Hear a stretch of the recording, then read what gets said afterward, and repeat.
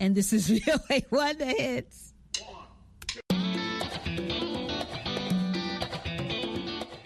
Welcome to Learning English, a daily 30-minute program from the Voice of America. I'm Ashley Thompson. And I'm Dan Novak. This program is designed for English learners, so we speak a little slower, and we use words and phrases especially written for people learning English.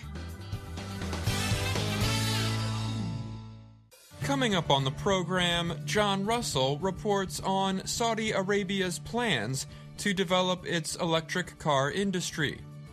Jill Robbins has a story on Apple's new stolen device protection feature. Brian Lynn has the science report on a study that suggests a large water ice supply on Mars. Later, Jill and Andrew Smith present the lesson of the day. But first, Saudi Arabia has spent billions of dollars to become competitive in the electric vehicle, EV, industry. Such efforts are part of Saudi Crown Prince Mohammed bin Salman's broader plan to create jobs and diversify the country's economy. The kingdom has invested at least $10 billion in Lucid Motors, a United States-based company. It also set up a Saudi EV company, Seer, and built an EV metals factory. The Public Investment Fund, PIF, Saudi Arabia's $700 billion sovereign wealth fund, has a goal to produce 500,000 EVs yearly by 2030, up from a target of 150,000 in 2026. Yet by December, Seer, which opened in September 2023, had put together around 800 vehicles. Those vehicles were based on kits supplied from the U.S. state of Arizona. Saudi Arabia has failed in the past to appeal to foreign car makers. Japan's Toyota rejected a proposed deal with Saudi Arabia in 2019. The company said labor costs were too high, local suppliers were too few, and the market was too small. As the world moves away from cars fueled by oil, experts say Saudi Arabia faces competition in the EV industry. There is tremendous competition that the country will face from established manufacturing powerhouses and from established supply chains, said Gaurav Batra of EY, a business advisory company. Batra added, "A lot of things need to come into place before this industry takes shape and really ignites." Saudi officials did not respond to Reuters news agency requests for comment. China currently leads the new supply chain as well as EV production. Chinese company BYD became the world's biggest maker of EVs last year, pushing Tesla Motors into second place. Saudi Arabia faces a lack of auto parts supply, anything from car doors to engines. There is no major local industry to produce these goods. The EV manufacturer Seer, a joint project between the PIF and Taiwanese company Foxconn, plans to launch a car by 2025, but the company has not yet built its factory. A source connected to Seer said it was unlikely the company would have a vehicle on the road before 2026. The source spoke on condition that they not be identified. In October, South Korean car manufacturer Hyundai and the PIF announced a project to build a factory for traditional engine vehicles and electric vehicles. The project, along with those of Lucid and Seer, would create a group of factories in Jeddah's King Abdullah economic city. Sear will get parts from Germany's BMW automobile company, including batteries, the highest cost single part of an EV. Lucid Vice President Faisal Sultan told Reuters in December that Saudi Arabia needed the presence of critical suppliers. He said the Saudi factory only rebuilt vehicles, and the Arizona site carried out quality control testing. The company's idea, keeping the supply chain and vehicle manufacturing in the United States, could lead other companies to set up rebuild sites as well.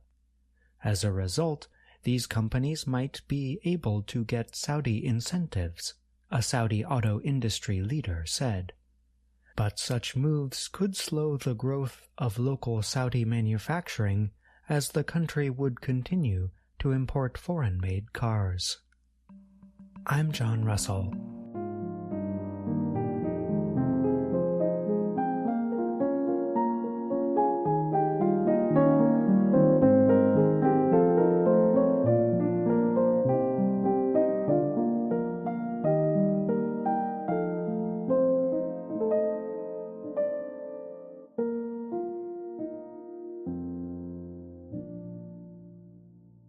Imagine that you are in a crowded place.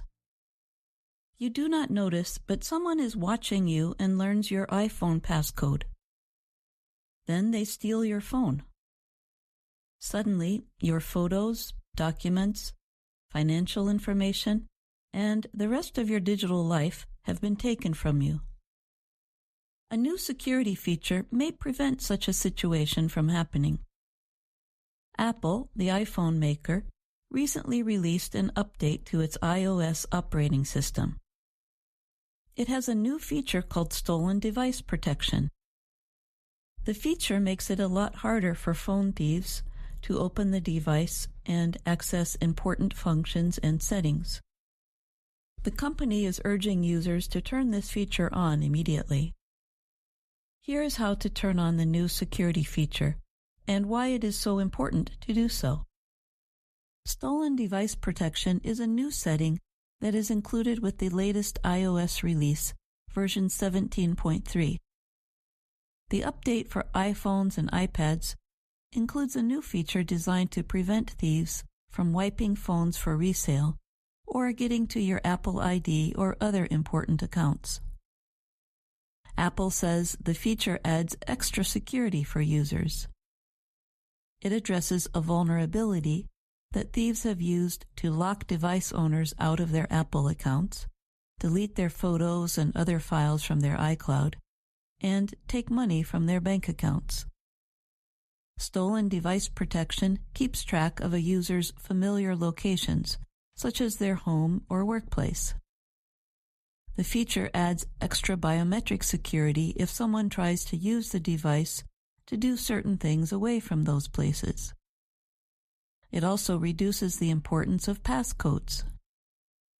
Instead, it favors biometric features such as faces or fingerprints, which are a lot harder to copy. If a thief tries to erase or reset an iPhone, the device will require a Face ID or Touch ID scan to confirm that the person is the rightful owner. The new feature does not let someone use the passcode or any other backup method. Another part of the new feature is designed to slow down thieves trying to change security settings.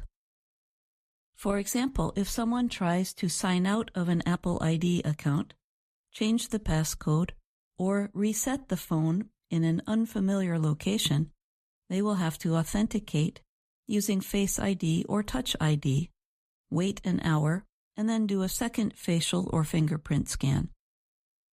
Changing an Apple ID password, updating Apple ID security settings, adding or removing Face ID or Touch ID, and turning off the Find My Device feature or Stolen Device Protection also will trigger this feature.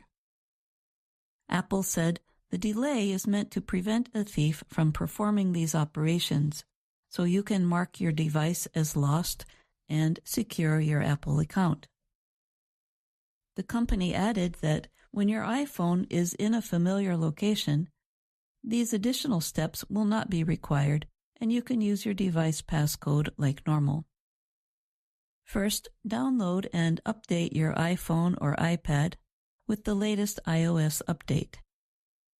The update works for iPhone XS and newer models, including second and third generation SE models. Then go to your settings, scroll down to Face ID and Passcode, or Touch ID and Passcode, and enter your passcode. Scroll down and you'll see Stolen Device Protection. Make sure you have turned on two-factor authentication and Find My Device for your Apple ID account. Otherwise, it will not show up. I'm Jill Robbins.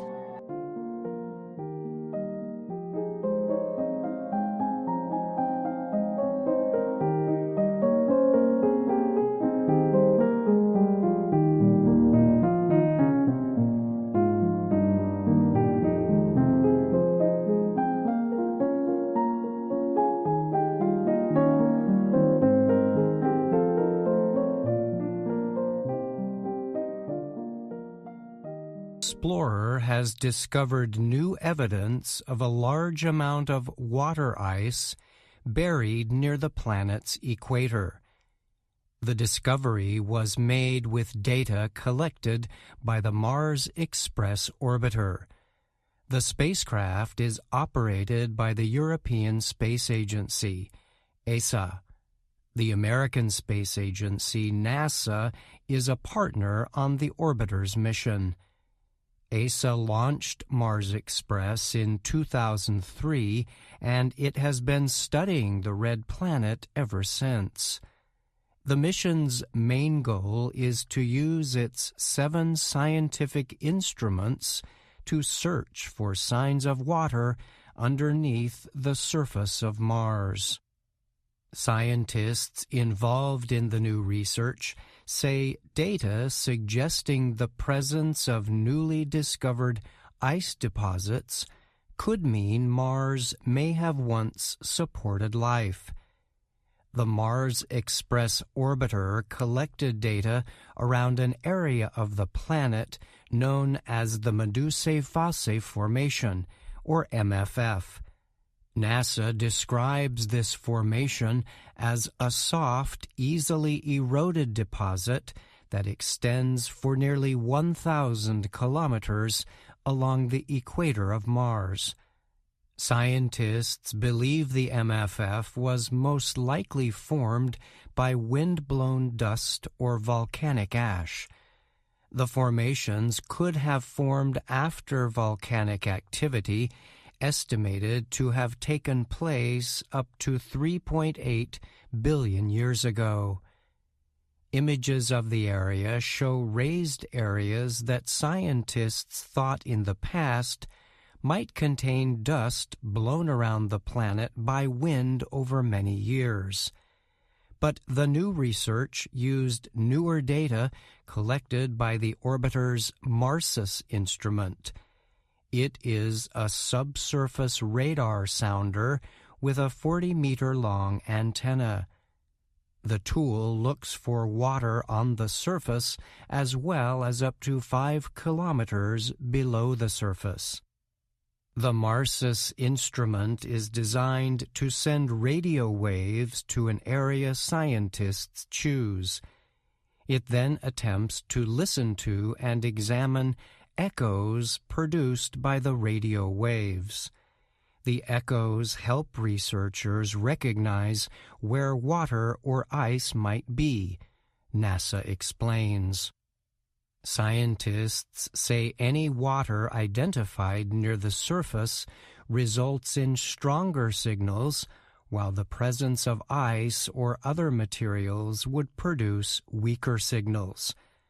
The team said MARSIS readings suggest the MFF area of Mars contains a large amount of water ice rather than wind-blown dust.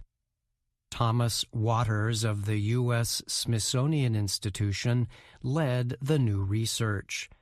His team's findings were recently published in a study in Geophysical Research Letters. He said in a statement the radar data showed the deposits in the MFF area were even thicker than earlier measurement estimates had shown. The researchers said the data showed the examined deposits extended beneath the Mars surface to depths up to 3.7 kilometers. They seemed to contain layers of dust and ice, all topped by a protective layer of dry dust or ash. Earlier data examinations of the MFF area found similarities in the electrical properties of deposits there to ice-rich deposits found in the planet's north and south poles. The latest MARSIS data strengthens this evidence by suggesting similarities between deposit layering in the MFF and the planet's poles. The radar signals match what we'd expect to see from layered ice, Waters said. He added that the radar waves were found to be similar to signals we see from Mars' polar caps, which we know to be very ice-rich. It is not the first time scientists have discovered strong evidence for the presence of water ice on Mars.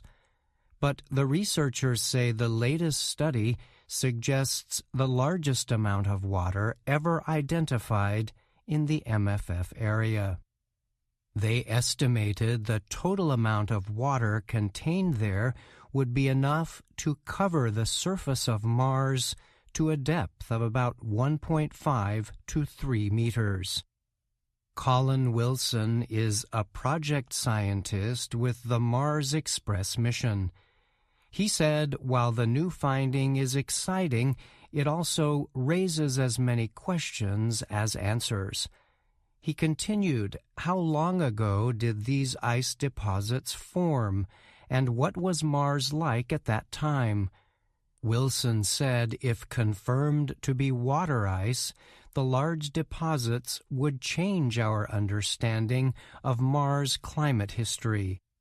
Waters added that since the discovery was made in an area near the Martian equator, it could be considered a good place for future exploration missions. He explained that with a lower elevation, the MFF area would be considered an ideal landing spot for spacecraft. Such an elevation provides more atmosphere to support an effective, controlled landing, Waters said. I'm Brian Lynn.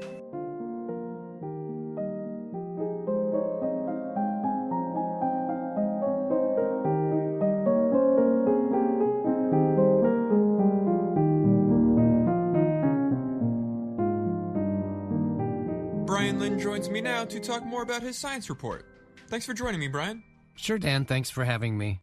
This week, your report was about a new discovery on Mars that suggests a large collection of water ice exists in an area near the planet's equator. I know there have been past studies showing evidence of water ice on Mars. How's this one different? So, yes, you're correct about that. We, too, have reported on several research efforts in recent years in which scientists have presented very convincing evidence of the presence of water and ice. The main difference with this latest study is it estimates a very large amount of water ice, enough in melted form to cover the entire Mars surface with 1 to 3 meters of liquid.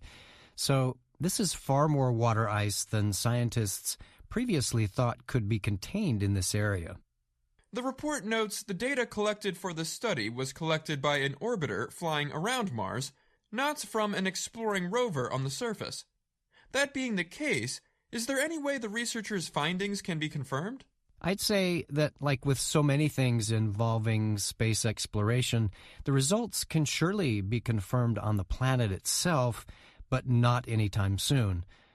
In this case, the confirmation would involve drilling down from the Mars surface to see if the water ice exists, and the drilling would have to go very deep. The research team did say the area where the deposits sit has some ideal conditions for a future Mars landing. So if ESA or NASA could get the right drilling equipment to the surface, such an operation might be possible.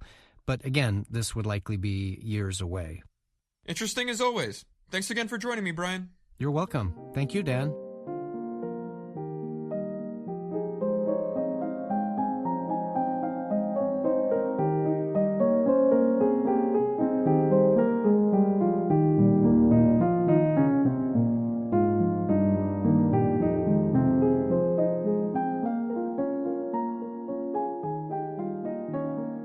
And now it's time for the Lesson of the Day on the Learning English podcast.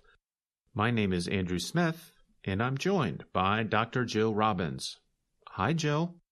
Hi, Andrew. Our lesson is based on our video series, Let's Learn English. The series shows Anna Mateo in her work and life in Washington, D.C. Here's Anna introducing herself. Hello, my name is Anna Mateo. In today's lesson, we're going to talk about a quick and easy way to connect two sentences. To do this, we're going to listen to Lesson 14 from Level 2 of the video series. In Lesson 14, Anna's friend Pete talks about his girlfriend, and Ashley talks about her boyfriend. Both of them say they have found the perfect partner. Hello, what are you guys looking at? I'm showing Ashley pictures of my girlfriend. We have so much in common, even small things. She can't whistle, and I can't either. And here's a picture of my boyfriend. My family is big, and so is his.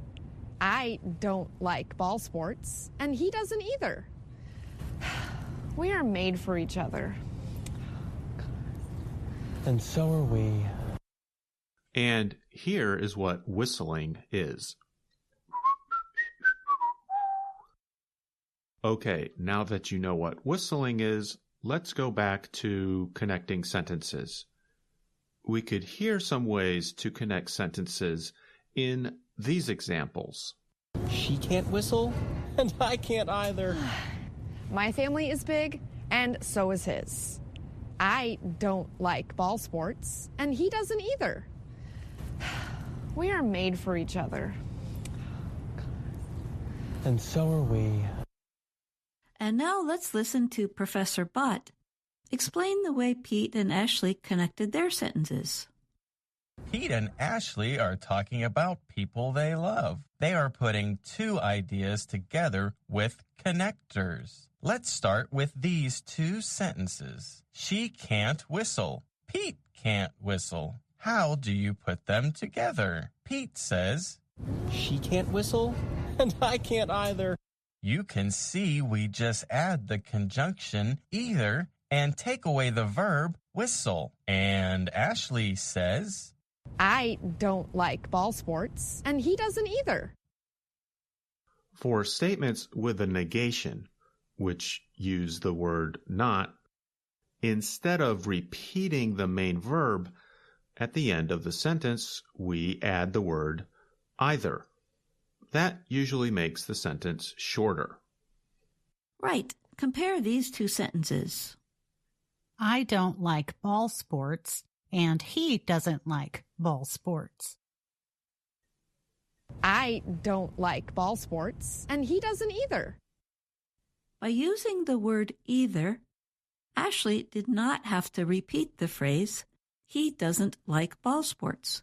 You may have just noticed we pronounce that connector in two ways, and both ways have the same meaning.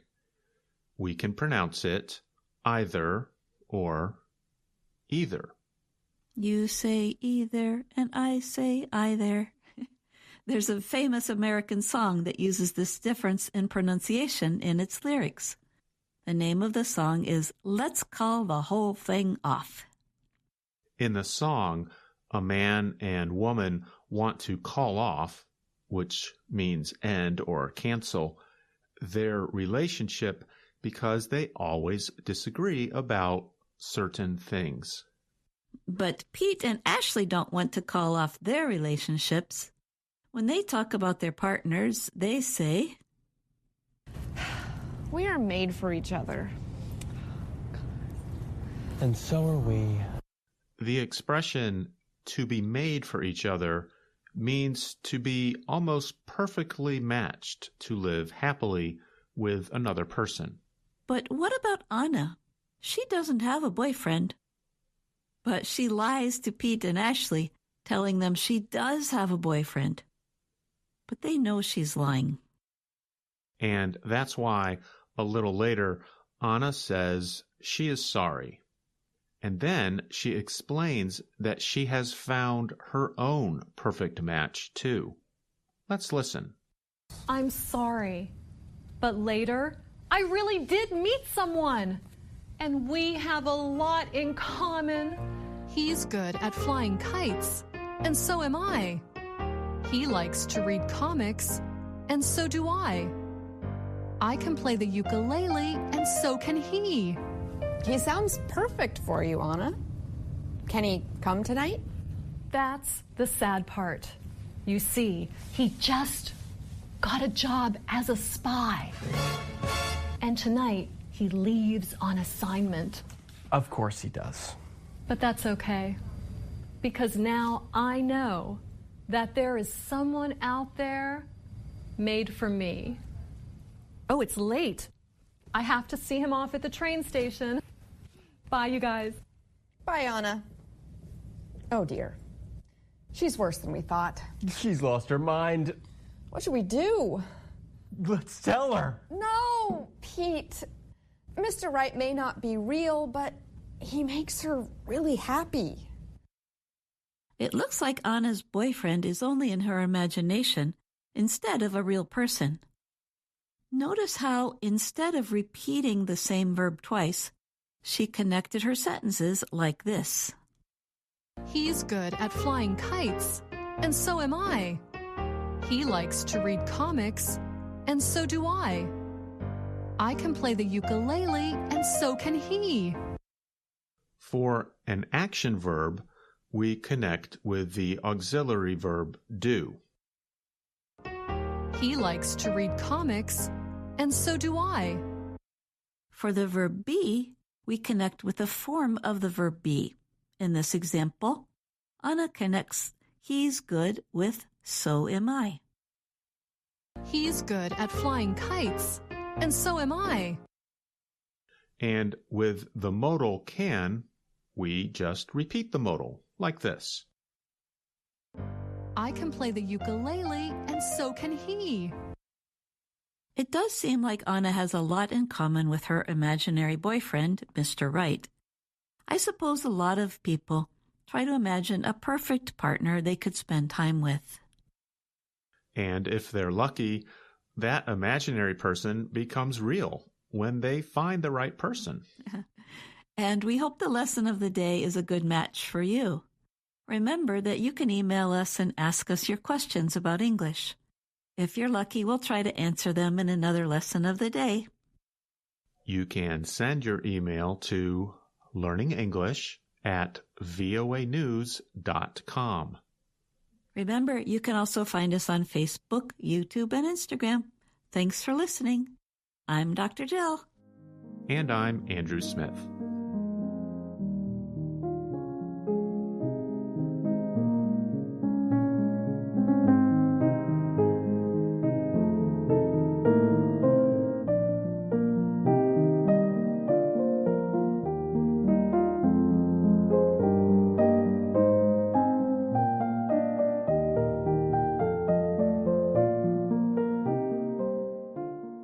That's our program for today. Join us again tomorrow to keep learning English through stories from around the world. I'm Ashley Thompson. And I'm Dan Novak. –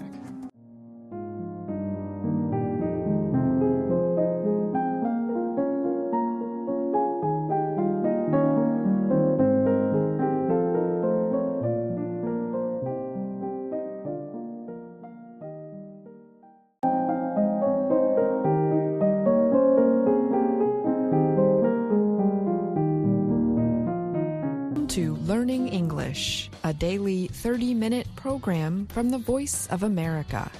I'm Ashley Thompson. And I'm Dan Novak. This program is designed for English learners, so we speak a little slower and we use words and phrases especially written for people learning English. On today's program, you will hear stories from Brian Lynn and Jill Robbins. Later, Gregory Stockel and Faith Perlow present this week's Health and Lifestyle Report. Finally, we hear today's Lesson of the Day from Jill Robbins and Andrew Smith.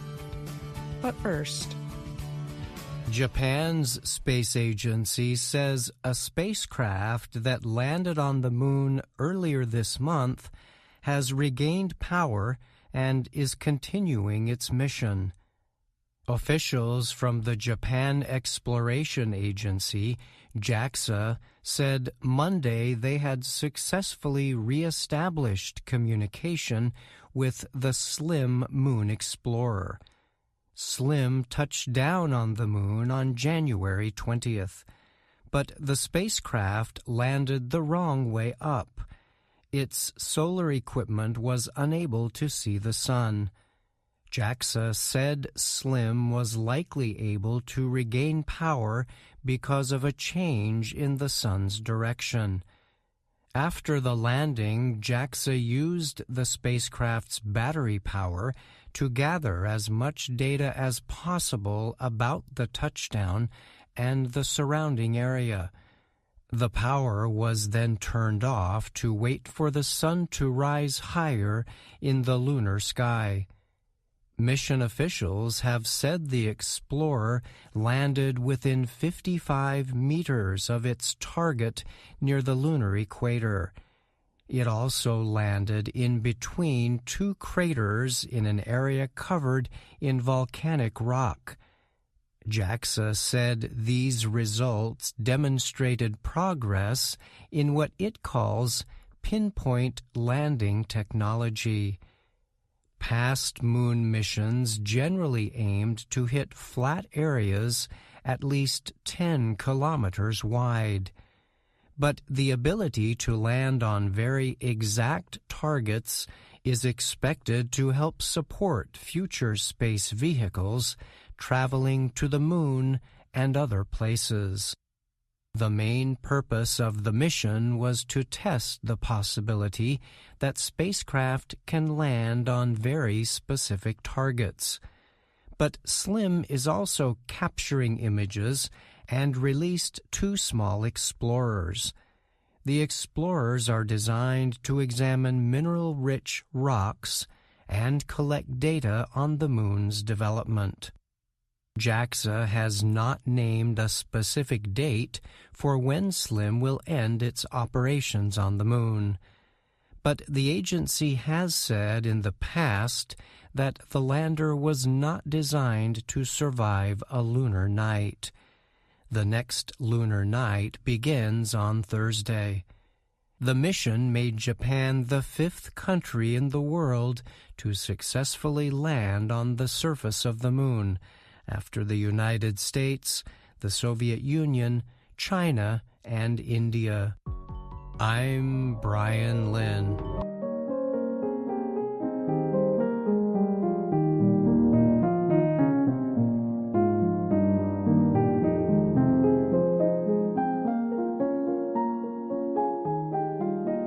Social media site X has blocked some searches for Taylor Swift in reaction to an online spread of pornographic deep-fake images of the singer. A deepfake is an image, sound recording, or video created to make it appear that people in it are saying or doing things that they did not say or do. Attempts to search for her name without quotation marks on the site Monday resulted in a failure message. It asked users to retry their search.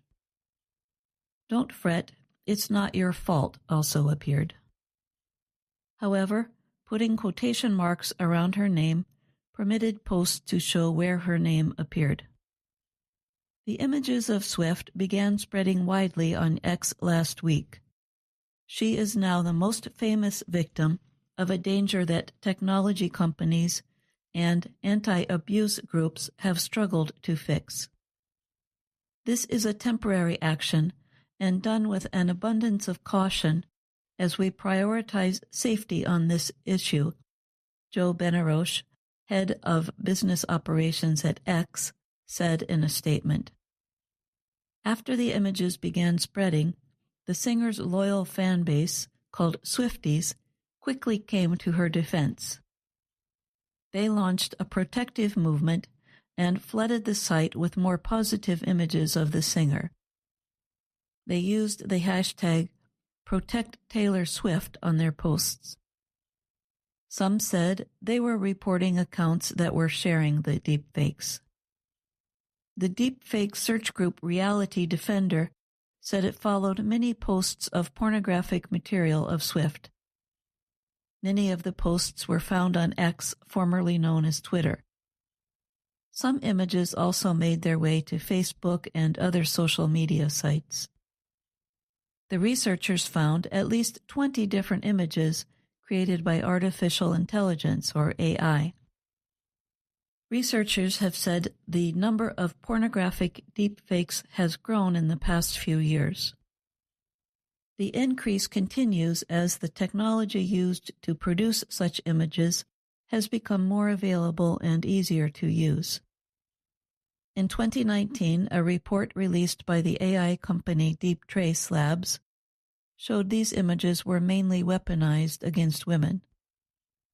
Most of the victims, it said, were Hollywood actors and South Korean singers. I'm Jill Robbins.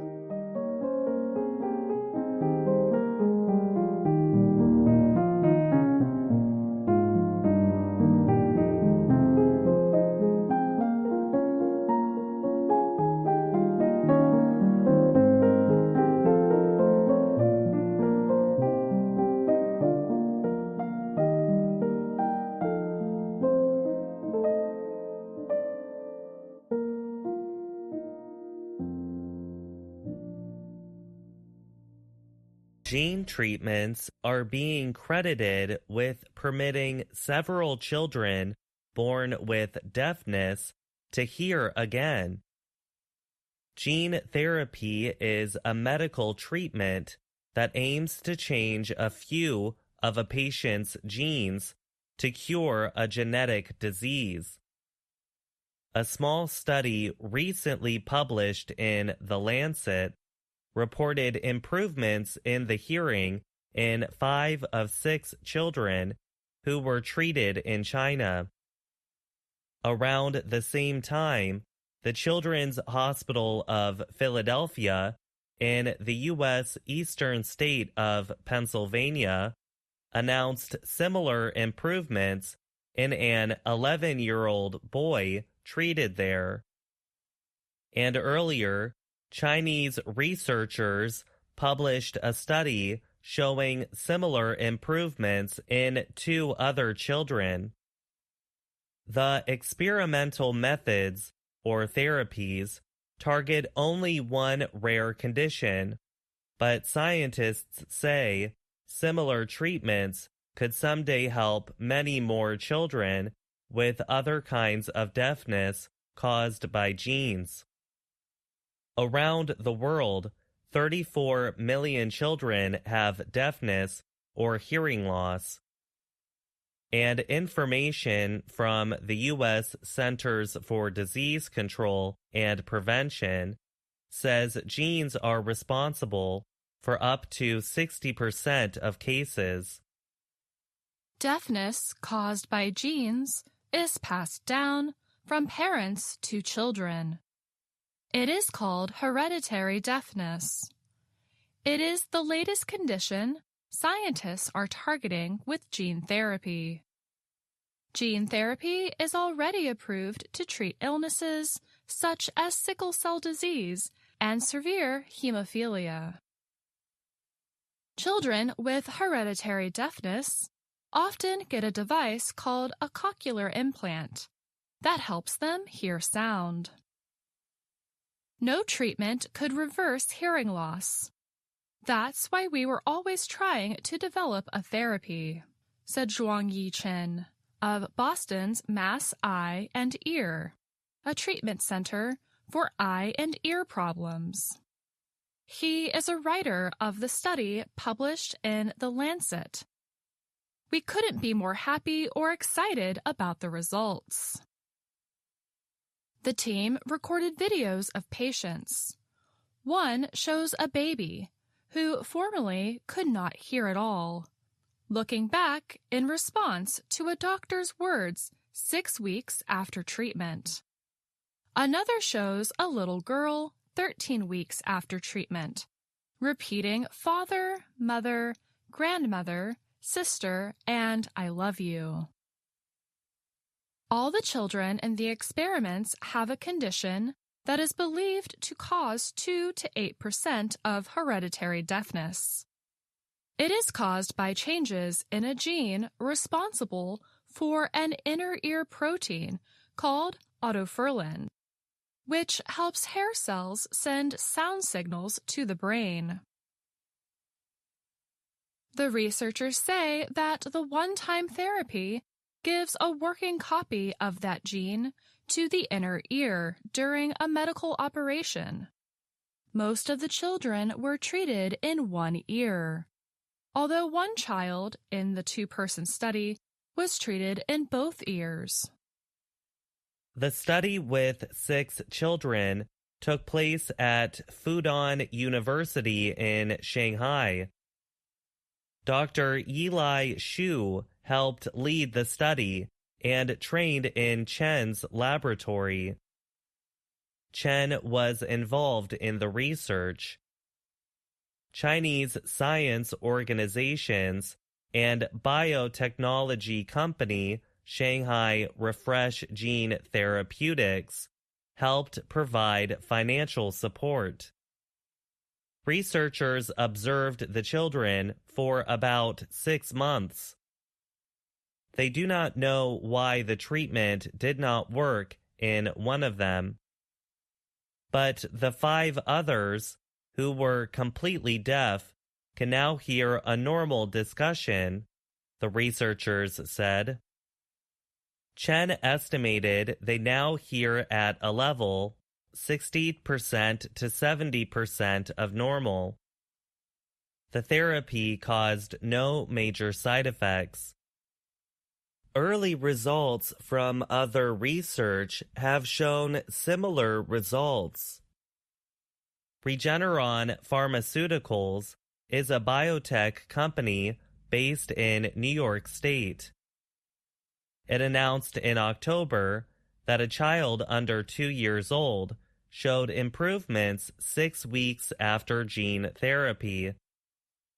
The results came from a study Regeneron did with support from Decibel Therapeutics, a company in Boston.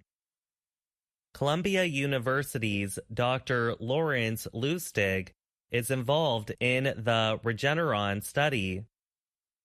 He said although the children in these studies do not end up with very good hearing, even a moderate hearing loss recovery in these kids is pretty astounding. He added that many questions remain. They include how long the therapies will last and if hearing will continue to improve in the children. Some people question if gene therapy for deafness is ethical. Teresa Blankmeyer-Burke is a professor who is deaf and who deals with medical ethics. She teaches at Gallaudet University, a university for deaf people in Washington, D.C. She said that there is no agreement about the need for gene therapy targeting deafness. She also pointed out that deafness does not cause severe or deadly illness. Blankmeyer-Burke said that it is important to work with deaf community members about the importance of gene therapy. She added gene therapy is seen by many as a possible threat to signing deaf communities. However, Chen said, "This is real proof showing gene therapy is working." And he added, it opens up the whole field. I'm Faith Perlow. And I'm Gregory Stockel.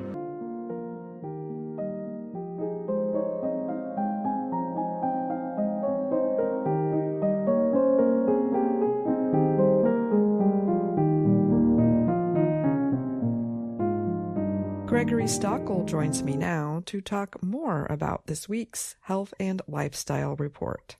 Hi, Greg. Glad to have you on the show. I'm happy to be here, Ashley. This week's story told us about how gene therapy has permitted several children to hear who were born with genetic deafness. You called it hereditary deafness. You might also call it inherited deafness. Could you tell us more about both of these words? Sure, Ashley. Both hereditary and inherited deafness describe deafness where the genes for that condition have been passed down from the parents. Other examples may include hair or eye color. So you could say, I inherited my eye color from my mom, or brown hair is hereditary in my family. Inherited can be used in other situations too. Can you talk more about that? Yes. So inherit can also describe something that is passed down at the death of a family member.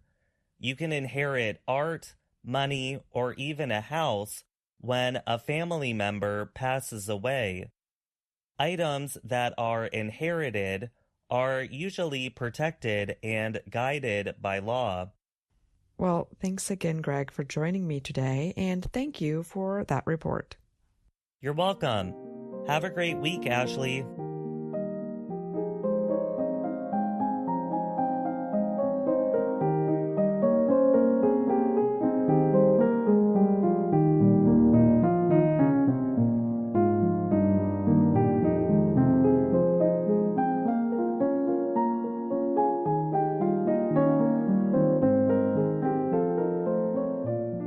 Now it's time for the lesson of the day on the Learning English podcast. My name is Andrew Smith, and I'm joined by Dr. Jill Robbins. Hi, Jill. Hey, Andrew. Our lesson is based on our video series, Let's Learn English. The series shows Anna Mateo in her work and life in Washington, D.C. Here's Anna introducing herself. Hello, my name is Anna Mateo. Today's lesson is going to be a mix. We'll teach you some useful expressions, explain something we call logical connectors, which are special words for connecting phrases, and we'll revisit the present perfect tense by focusing on the word since. And we're basing all of this on Lesson 15 of Level 2 of the Let's Learn English series. You know, Jill, we've talked about the present perfect several times in these podcast lessons. That's right. We've talked about it ever since we looked at Lesson 48 from Level 1 of the series. But it's so important, I think we should talk about it again. I do too. And we use the present perfect a lot in English. So it makes sense that we are revisiting it. We use the word since to refer to a specific time that something began in the past, but is continuing now. Let's hear the example from Lesson 15 of Level 2. Anna and her friend Penelope are doing a kind of exercise called speed walking. You keep one foot on the ground at all times, but you try to move as quickly as you can. You swing your arms in a special way, too, that looks a little like chicken's wings. It is a little funny looking. Let's listen. Penelope, even though we both love speed walking, can we slow down a bit? No way. I think because I'm walking with you, I'm walking faster. Come on, Penelope. Let's take a break. We've been speed walking since 8 a.m. You're so competitive. You even wore your medals. You brought your trophies. You're out of shape. When we were little girls, we could speed walk all day. Hey, wait for me. You know the speed walking rules. If both feet leave the ground, it's running. You ran. Did you hear when Anna used the word since and the present perfect tense? Here it is again. Come on, Penelope. Let's take a break. We've been speed walking since 8 a.m. We should also remind our listeners that the word since actually has two meanings. Informally, it can mean the same thing as because. Right. Like we could say, since it's getting dark outside, we should go home. Anna wants a break from her speed walking and gets some advice about exercise from Penelope. Whew, that was great. Wow, Penelope, you're still really fast. Since I've been working in an office, my speed walking has been much slower. You are slower, Anna. Maybe you should hire a personal trainer. That will be great, as long as the trainer understands speed walking. Try this company. After you fill out an online application, they will match you to the perfect trainer. As soon as I get home, I'll do it. Thanks. Hopefully the trainer will help Anna in her speed walking. But let's listen one more time to an example with the word since and the present perfect tense. Since I've been working in an office, my speed walking has been much slower. Here, a listener might get confused and think Anna is using the word since to mean the word because. But in a situation like this, where there seems to be two possible meanings, the speaker is probably just talking about what happens after a particular time. If they are not talking about time, they will usually say the word because, if that is what they mean. Listeners, we know that might be a lot to understand. The good news is you can always go back and listen to that explanation again. Yes, you can. That's a good idea. Okay, now let's hear what happens to Anna when she meets her new personal trainer. Hi, are you my trainer? If you're Anna, then I'm your trainer, Alaskan Owlbear. Because I'm from the Alaskan wilderness, I'm skilled in all outdoor activities of the wild. That's great, but what about speed walking? Speed walking? That's funny. Since I've been living in the city, I've combined wilderness training with a city workout. I call it Call of the Wild Parkour. Okay, but seriously, when do we speed walk? Your application did not say how funny you are. No, but it did say that I'm a speed walker. Did you read it? Forget it. We'll have to cancel. Why? We can't train today because it's too cold and too windy. No way. No pain, no gain. When you exercise in really cold weather, you feel alive. Really? Because right now I just feel cold. You're so funny. But seriously, after our training, you will be ready for any extreme physical. Let's get started. Anna, even though you're trying really hard, you're really bad at Call of the Wild Parkour. And if you're wondering why Anna's trainer makes that extra sound when he says parkour, it's because in the video, he's imitating a wolf, a wild animal. Anna is not happy with her new trainer because he's not helping her with her speed walking. Instead, he tries to teach her parkour, which is running, jumping, and climbing over objects, usually in the city. However, He does say that Anna is trying hard.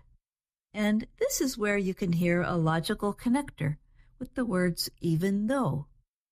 Anna, even though you're trying really hard, you're really bad at Call of the Wild parkour.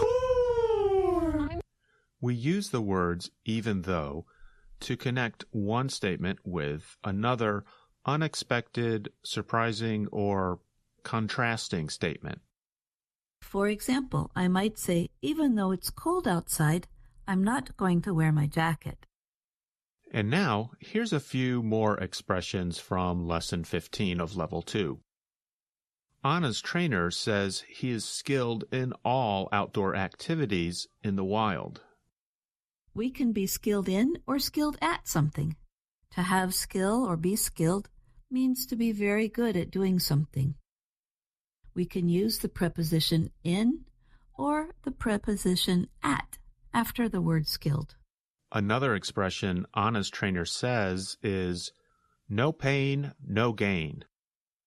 That means if you don't work extra hard and maybe feel some discomfort, you will not make the changes and improvement you need. This phrase is used a lot when we talk about exercise and getting in good physical shape. There's one more kind of connecting phrase we can hear in Lesson 15 as well. Listen to Penelope and Anna again. You are slower, Anna. Maybe you should hire a personal trainer. That will be great, as long as the trainer understands speed walking. When Anna says, as long as, she is not talking about time. Instead, the phrase, as long as, means we want something only if certain conditions or other situations happen. In this case, Anna only wants the trainer if he helps her with speed walking. Well, let's see if he does ever help her. Anna, even though you're trying really hard, you're really bad at Call of the Wild parkour. I'm bad at Call of the Wild parkour because I don't want to do Call of the Wild parkour. I'm a speed walker.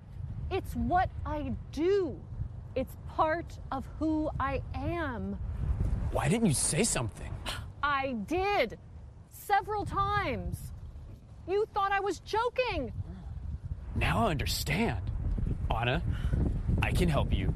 If you follow my advice, I'll put the speed back in your speed walk. Go, Anna! Go! At the end, Anna does get the help she wanted. And we hope you've gotten the help you wanted by listening to the lesson of the day. And remember, as long as you keep listening and studying, your English will keep improving. And even though it can sometimes be difficult, try to speak English as much as you can. Remember, no pain, no gain. That's right. Well, we've come to the end of today's lesson. Thanks for listening. Remember, you can also find us on Facebook, YouTube, and Instagram. I'm Jill Robbins. And I'm Andrew Smith.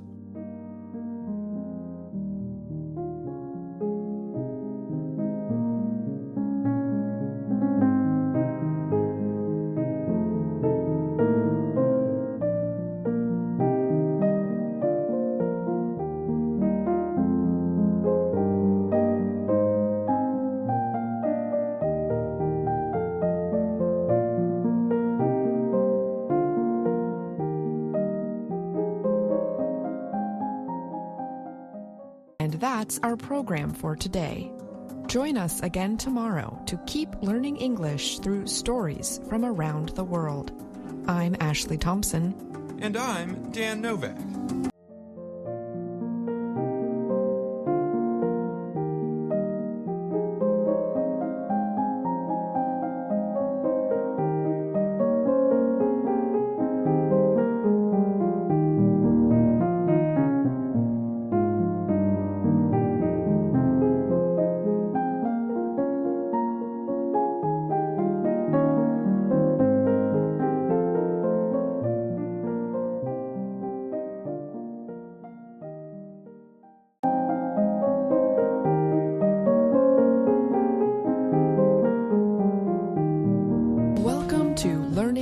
English, a daily 30-minute program from the Voice of America. I'm Ashley Thompson. And I'm Dan Novak. This program is designed for English learners, so we speak a little slower, and we use words and phrases especially written for people learning English.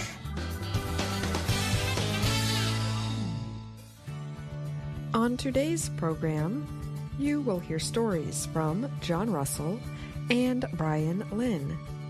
Later, Katie Weaver and Dan Friedel have a special health and lifestyle report. Finally, we hear today's lesson of the day from John Russell.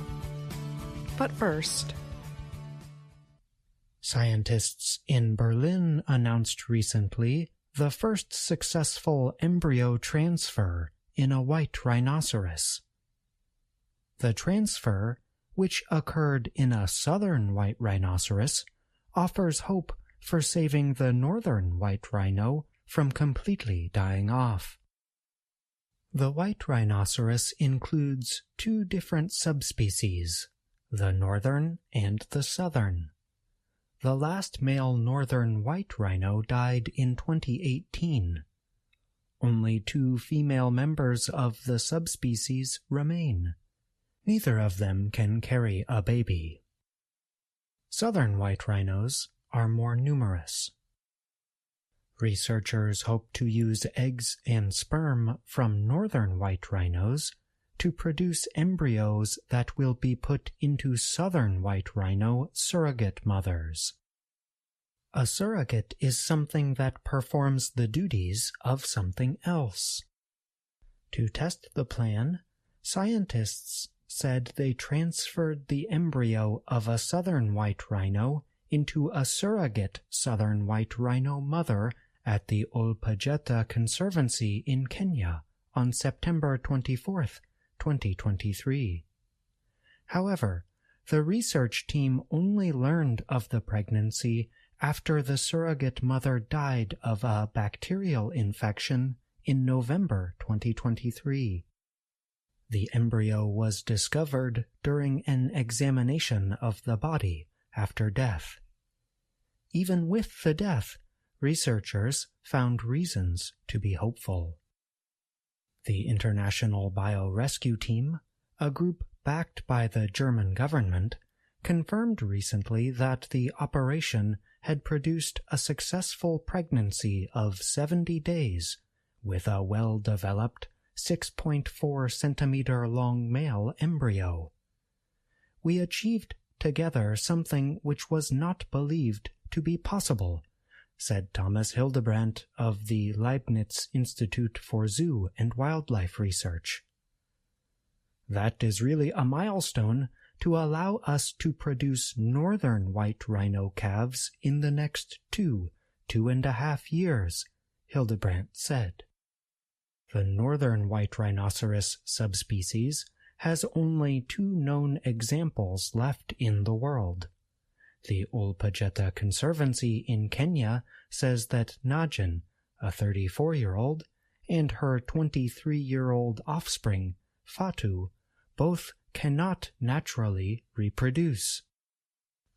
In 2018, the last male white rhino, Sudan, was 45 when he was euthanized because of age-related problems. He was Najin's father. Scientists stored his semen and that of 4 other dead rhinos. Some conservation groups have argued that it is probably too late to save the northern white rhino using the method known as in vitro fertilization.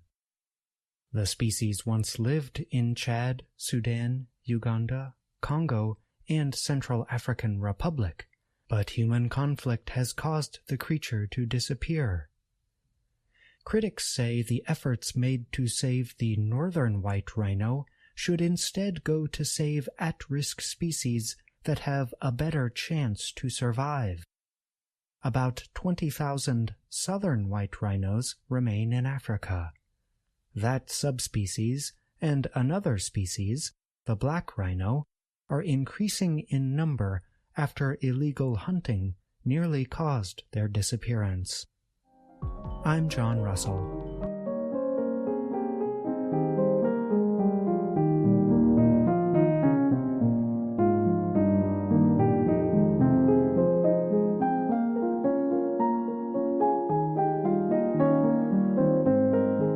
Research provides evidence that attacks by Myanmar's military government have damaged religious centers in the country.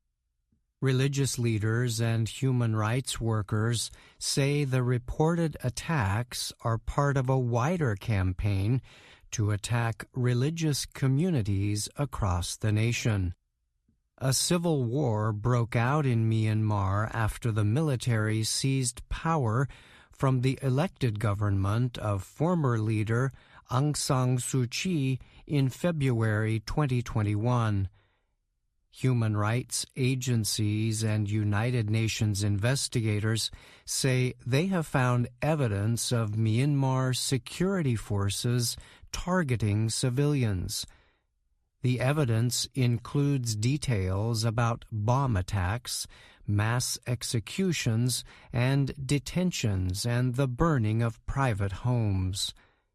One group, the Assistance Association for Political Prisoners, accuses security forces in Myanmar of killing at least 4,416 people since the 2021 military takeover.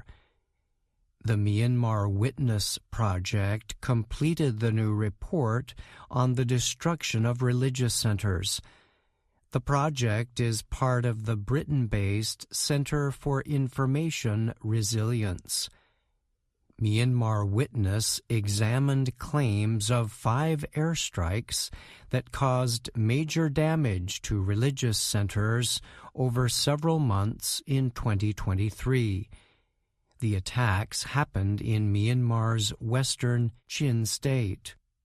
Religious buildings are given special protection under international law. Another group, the Chin Human Rights Organization, reported that the military has destroyed at least 107 religious buildings in Chin State since 2021. Those included attacks against 67 churches and 5 Buddhist monasteries, the group said.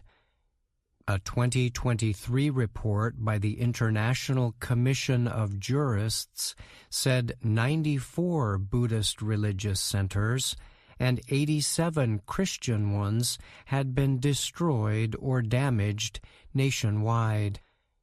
The Myanmar Witness Group collects evidence, including pictures, video, and witness accounts found on social media services. The group compares this evidence with satellite images or other methods to confirm human rights abuses. Matt Lawrence is director of Myanmar Witness. He said the main goal of the project is to give evidence of atrocities to international groups for further investigation. Many human rights activists have accused the military of aiming for religious buildings. Bombing churches is much more than just collateral damage, wrote Benedict Rogers.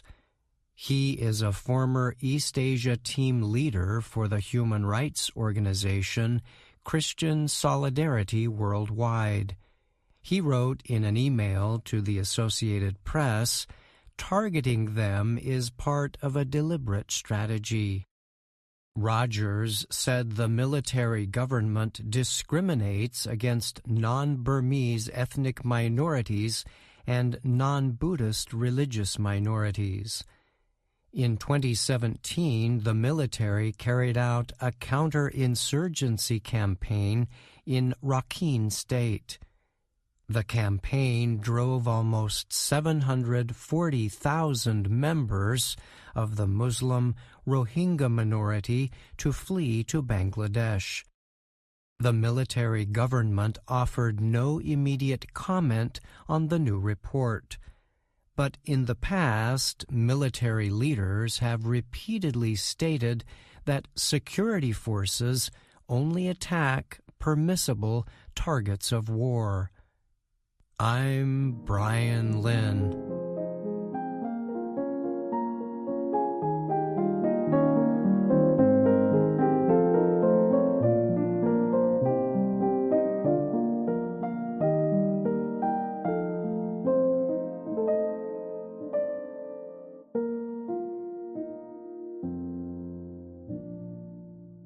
Britain's King Charles was treated recently for a medical condition called enlarged prostate. American Defense Secretary Lloyd Austin recently spent 2 weeks in a hospital for treatment following an operation for prostate cancer. The 70-year-old Austin did not share any news of his medical condition publicly at first. He also did not inform President Joe Biden of what the Defense Department described as a minimally invasive operation on Austin's prostate on December 22nd.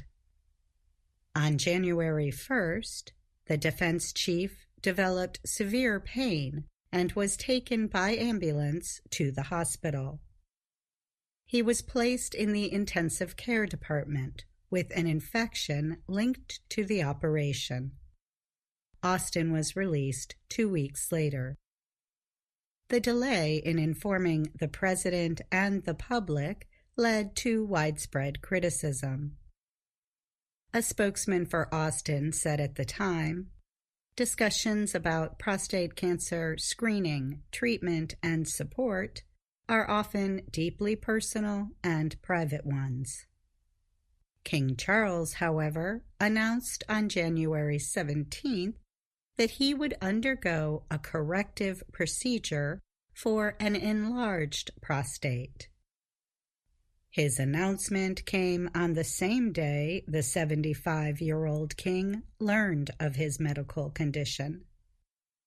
On January 29th, he left London Clinic after spending the weekend there for treatment.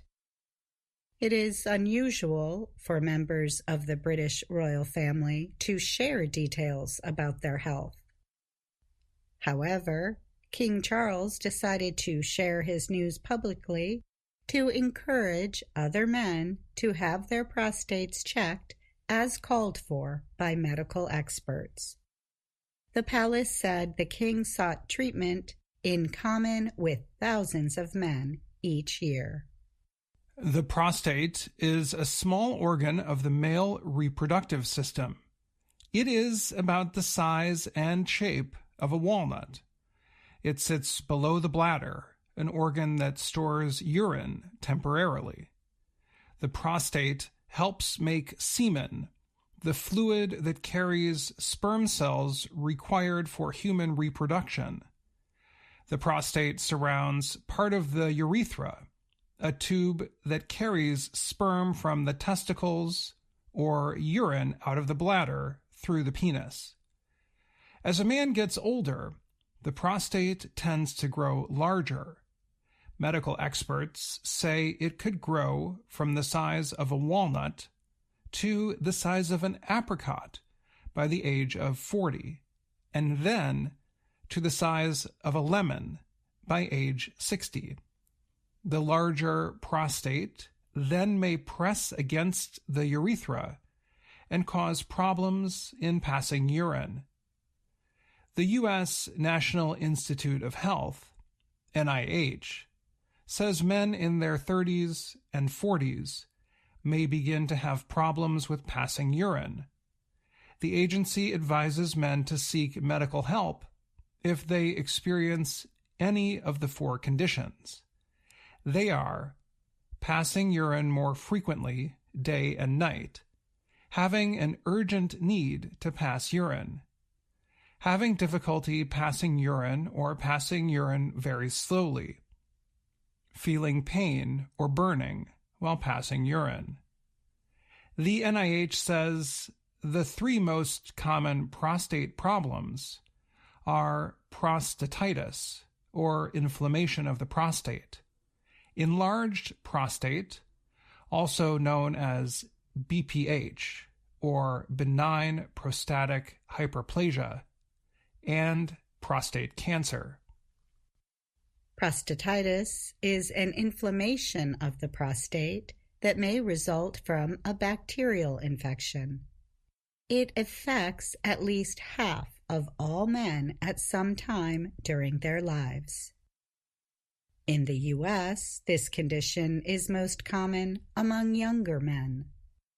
Most cases can be treated with antibiotics medicine.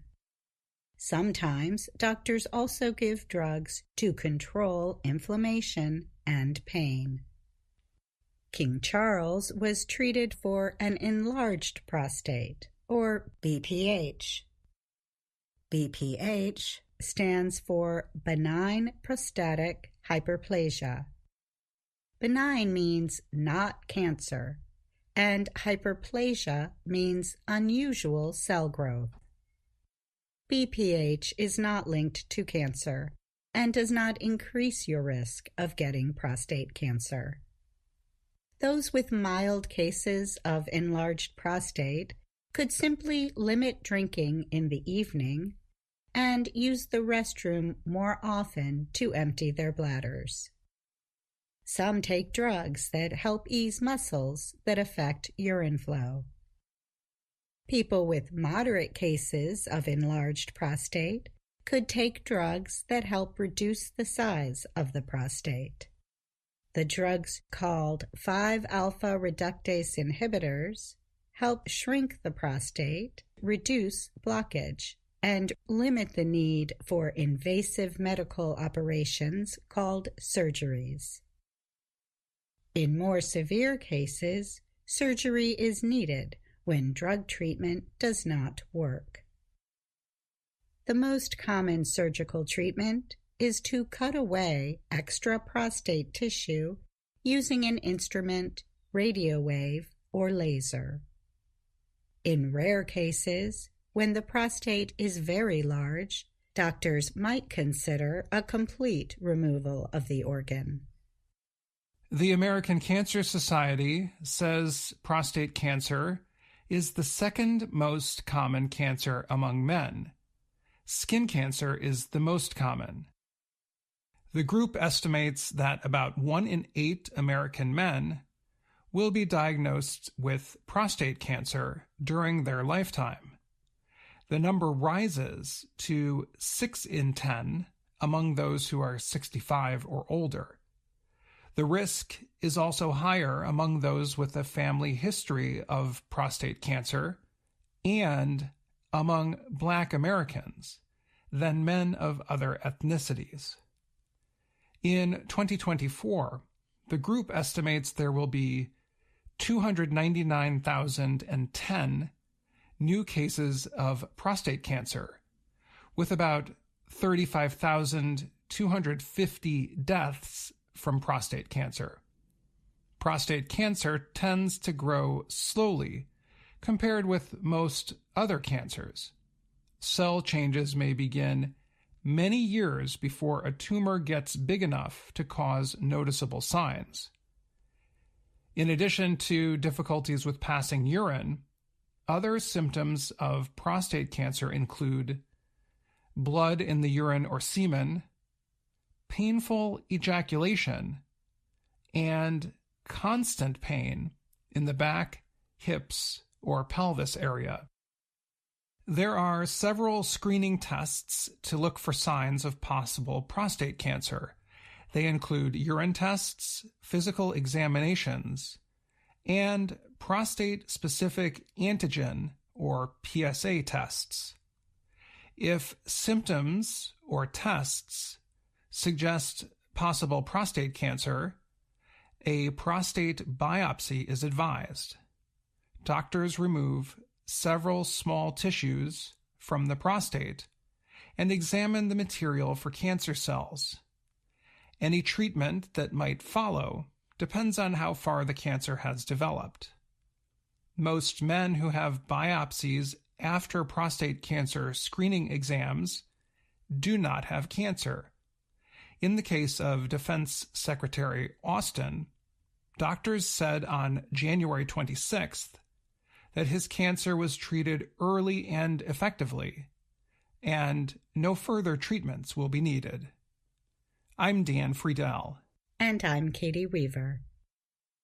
VOA Learning English has launched a new program for children. It is called Let's Learn English with Anna. The new course aims to teach children American English through asking and answering questions and experiencing fun situations. For more information, visit our website, learningenglish.voanews.com. In this next report, Faith Perlow tells us about recent research involving emperor penguins. We learn that scientists have discovered 4 groups of the creatures that were not known about before. Pay careful attention to the word colonies. We will talk more about it after the report. Scientists have found 4 groups of emperor penguins in Antarctica that they did not know about before. These groups, called colonies, were found with new satellite images.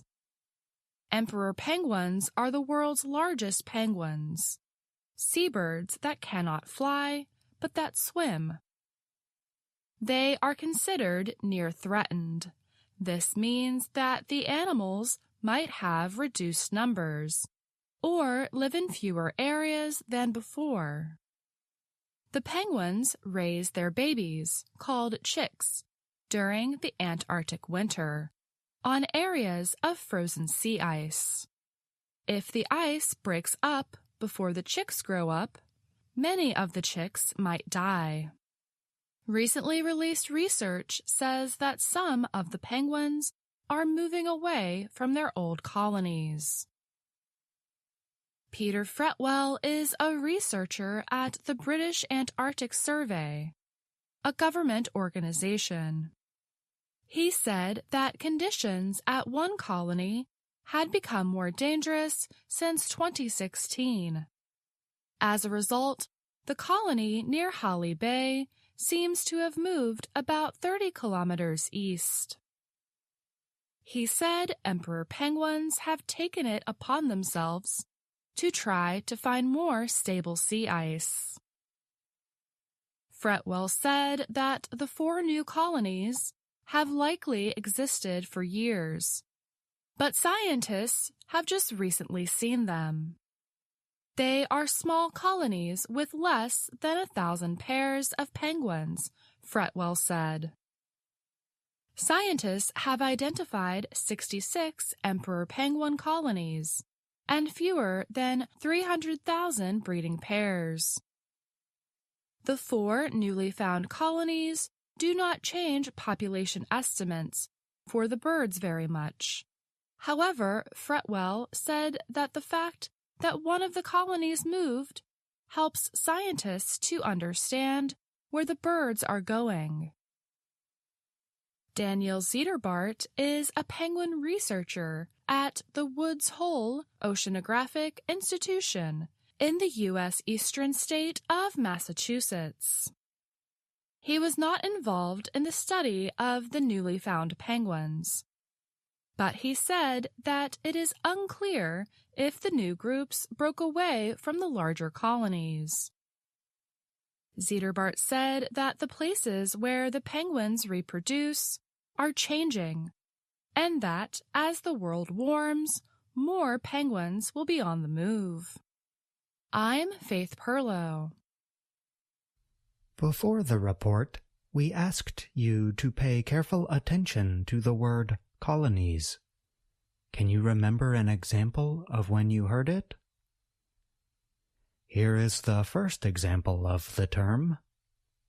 These groups, called colonies, were found with new satellite images. Colonies is a plural noun. The singular form is colony. We spell colony like this: C-O-L-O-N-Y.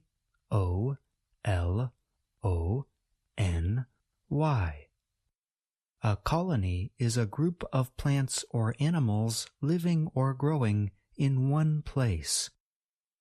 We make the noun colony plural by removing the letter Y and replacing it with an IES ending. That is how we arrive at the plural noun colonies. We spell it like this: C-O-L-O-N-I-E-S.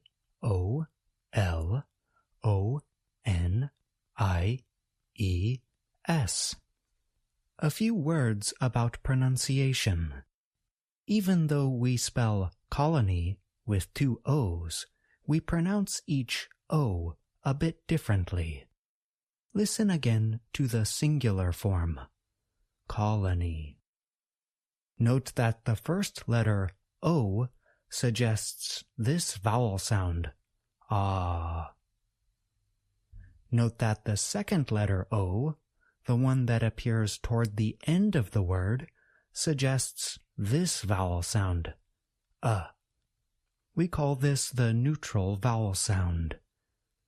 We can do an exercise called a backwards build-up to develop our pronunciation of the entire word. Let's start with the final vowel sound in colony. Repeat after me. E. E. E. Now let's add the consonant sound. N. Repeat after me. Knee. Knee. Knee. We will now add the neutral vowel sound. A knee. A knee. A knee. Now let's add the L sound. La knee. La knee. La knee. It's time to work on the first vowel sound, ah. Alani. Alani. Alani. We can now add the first sound and say the entire word slowly. Colony. Colony. Colony. We can now say the whole word a little bit faster. Be sure that you place stress on the first part of the word. Colony. Colony. Colony. If you want to work on the plural form, colonies, you can do the same exercise, but start with the last consonant sound, z, as in z, ease, knees, knees, knees, knees, colonies. To summarize, in today's lesson, you learned about a useful noun for talking about plant and animal populations. You also learned how you can improve your pronunciation of this word in order to sound more like a native speaker. And that's the lesson of the day. I'm John Russell.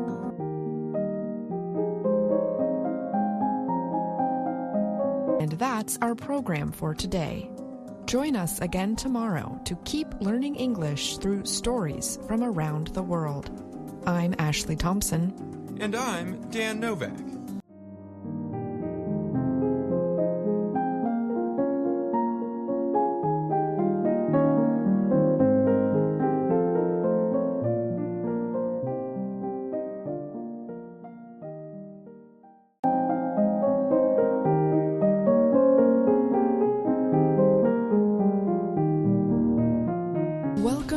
Learning English, a daily 30-minute program from the Voice of America. I'm Ashley Thompson. And I'm Dan Novak. This program is designed for English learners, so we speak a little slower and we use words and phrases especially written for people learning English. On today's program, Faith Perlow and Andrew Smith have a report on how Taiwan pushed back against disinformation efforts in last month's elections. Brian Lynn presents this week's technology report. Finally, we hear today's lesson of the day. But first, during Taiwan's presidential election on January 13th, talk about voter fraud began to spread. In one widely seen video, an election official counting votes mistakenly gives a vote to the wrong candidate. The message of the video was clear. The election results could not be trusted. The stories of voter fraud were not true. Instead, they were the result of disinformation. Fact-checking groups in Taiwan quickly showed how the video, along with many others similar to it, were false. MyGoPen is a Taiwanese fact-checking service. It found that the widely shared video had been edited to hide an important fact. The full unedited video shows that soon after the official made the mistake, other election workers corrected it. Before the election, worries that fake news stories would threaten it had been growing. But Taiwan's response to disinformation was fast and organized, with fact-checking groups and government working to reduce it. Doublethink Lab is a nonprofit based in Taipei, Taiwan. It says its research shows that China targeted Taiwan with disinformation ahead of the election. The Chinese government has said the island of Taiwan belongs to China and should not be independent. The Associated Press, AP, reports that the disinformation aimed to weaken support of Taiwan's Democratic Progressive Party, DPP. AP reporters say the disinformation tried to make the DPP look like it was likely to start a war with China. The false stories targeted U.S. support for Taiwan, arguing that America was only interested in Taiwan's semiconductor exports and would not support the island if it came to war with China. AP reporters left messages with the Chinese embassy in Washington on Saturday. The embassy did not immediately return those calls. The DPP candidate, Lai Ching-te, won the January election. He defeated Ko Wen-je of the Taiwan People's Party and Ho Yo-i of the Nationalist Party, Kuomintang. Many experts view the election as centering on the island's relationship with China. Many supporters of the Taiwan People's Party candidate are young. They had shared the false videos widely on TikTok. The videos were then shared on Facebook. However, groups quickly showed how the videos were false. Taiwan's Central Election Commission held a news conference to push back on claims of miscounting votes. Influencers like @FroggyChew, with more than 600,000 subscribers, also explained on YouTube how officials count the votes. Kenton Thibault is an expert on Chinese disinformation at the Atlantic Council's Digital Forensic Research Lab. She said Taiwan has been able to effectively respond to Chinese disinformation, in part because of how seriously the threat is seen there. Thibault said Taiwan has used a whole-of-society response. The government, independent fact-checking groups, and even private citizens are called to point out disinformation and propaganda. Alexander Tairei is Taipei's economic and cultural representative to the U.S. He said Taiwan's government has learned it must identify and disprove false information as quickly as possible. Find it early, like a tumor or cancer. Cut it before it spreads, Yu said. Taiwan's civil society groups have focused on raising public understanding of the issue. Charles Ye is the founder of MyGoPen. The group uses a chatbot service to help the public know if a story is false. He said he started MyGoPen because he saw how his family members would get confused by online rumors. Educating the public about fake news and the digital environment is growing, but slowly. It's like in the past when everyone dumped bottles and cans in the garbage, and now they sort them, said Eve Chu. She is the editor-in-chief of Taiwan Fact Check Center, a nonprofit journalism organization.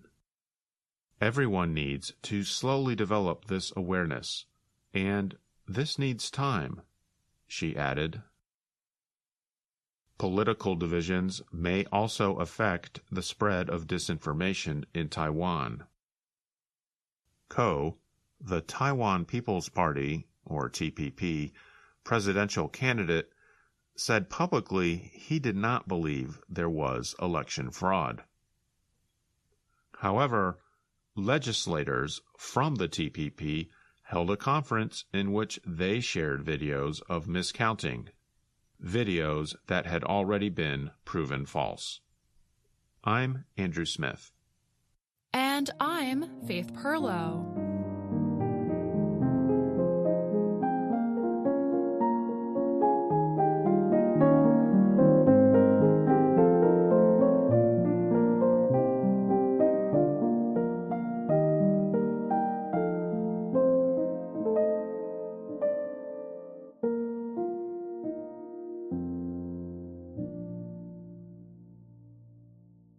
Elon Musk says his company, Neuralink, has placed an experimental brain device in a person in the first human test of the technology. Neuralink describes the coin-sized device as a brain-computer interface. It is designed to be implanted inside the brain through a medical operation. Musk announced the news on the social media service he owns, X. The billionaire businessman is also the owner of Tesla and SpaceX. His company Neuralink aims to establish direct communication links between the brain and computers. The first human received an implant from Neuralink Sunday and is recovering well, Musk wrote. He added that first results of the implanted device showed promising neuron spike activity. A spike is a term for a method neurons use to communicate with each other. The Cambridge Learner's Dictionary defines a neuron as a nerve cell that carries messages between your brain and other parts of your body. The device includes an extremely small computer and extremely thin wires that connect to a part of the brain that controls intent of movement. Neuralink says the implant is designed to treat brain disorders and help serious back injury victims regain body movement. Company officials also say it might be used one day to help blind people see again. The company has said an early goal of the brain-computer interface will be to give people the ability to control basic computer tasks using thoughts alone. Musk says that in the future, the device might also be used to improve human intelligence in an effort to keep up with supercomputers and artificial intelligence, AI technology. The U.S. Food and Drug Administration, FDA, approved human testing of the Neuralink device last May. Neuralink reposted Musk's statement about the implant in a message on X. In another message on X, Musk wrote that the first Neuralink product is called telepathy. He said the goal of the product is to permit users to control smartphones or computers just by thinking. Musk also noted the first users would be people who have lost the use of their arms or legs. It remains unclear how well the brain-computer interface system or similar devices will work in humans. FDA-approved trials like the one permitted for Neuralink aim to collect data on the safety and effectiveness of proposed products. Neuralink is not alone in developing systems designed to link the human nervous system to computers. The website clinicaltrials.gov reports there are currently more than 40 brain-computer interface trials going on in places around the world. Reuters reported that in the past, Neuralink was fined by the U.S. Department of Transportation for violating rules covering the movement of dangerous substances. The fines against Neuralink totaled $2,480, and the company agreed to fix its problems concerning the violations, the news agency said. Neuralink carried out earlier trials of the implant using monkeys, pigs, and sheep. Reuters has also reported on the company's animal experiments in the past. Some Neuralink employees told Reuters in 2022 the company had made mistakes in its animal testing. They said the mistakes came because the process was hurried. This led to more animal deaths than necessary, the employees said. In one 2021 case, Reuters reported that Neuralink implanted 25 out of 60 pigs with the wrong-sized devices. All the pigs were later killed. Employees told the news agency such mistakes could have been easily avoided with more preparation. Last September, Musk wrote in a social media message that no monkey has died as a result of a Neuralink implant. He added that the company chose terminal monkeys to limit risks to healthy animals. I'm Brian Lynn.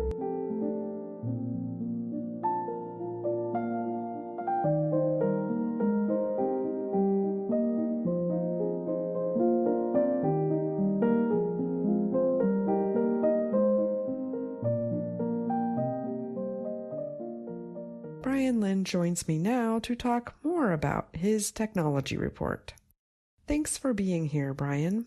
Of course, Ashley. Glad to be here. This week, you described the start of new human experiments on a device designed to enable communication between a computer and the brain. As the report noted, the company carrying out the trials, Neuralink, is not the only one doing this kind of work. What can you tell us about that?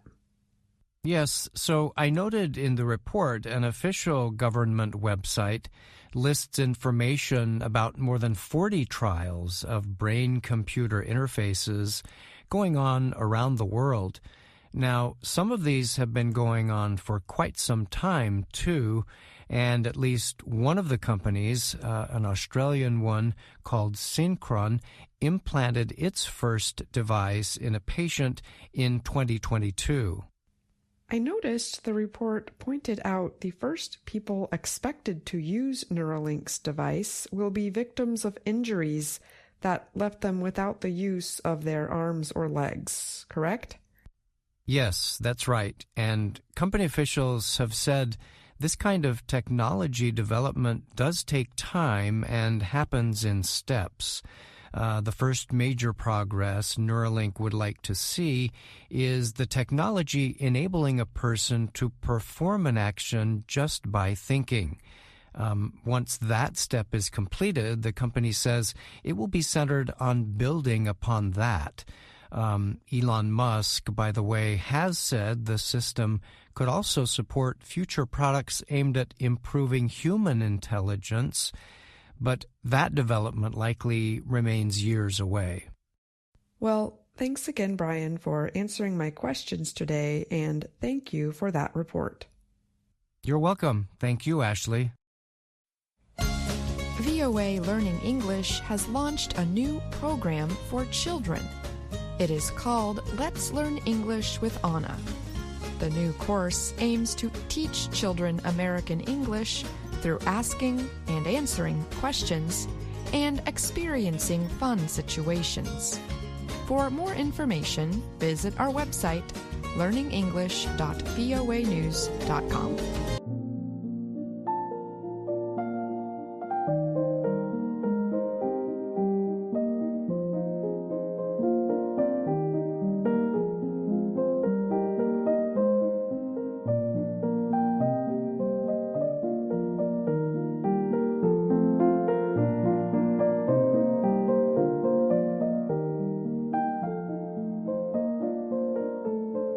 And now it's time for the lesson of the day on the Learning English podcast. My name is Jill Robbins, and I'm joined by Andrew Smith. Hi, Andrew. Hi, Jill. Our lesson is based on our video series, Let's Learn English. The series shows Anna Mateo in her work and life in Washington, D.C. Here's Anna introducing herself. Hello, my name is Anna Mateo. On today's podcast lesson, we're going to listen to Lesson 16 of Level 2 of Let's Learn English. This lesson repeats many times 2 ways we can talk about things we did or experienced on a regular or habitual basis in the past. A habitual basis means things that happened on a kind of regular schedule or that happened very often. For example, if you go to school 5 days a week, that is a habitual action. Now, here are the 2 ways we can talk about habitual actions, feelings, or states of being in the past. The first way uses the modal would. The second way uses the 2 words used to. The best way to learn to use them is to hear some examples. Listen to the beginning of Lesson 16.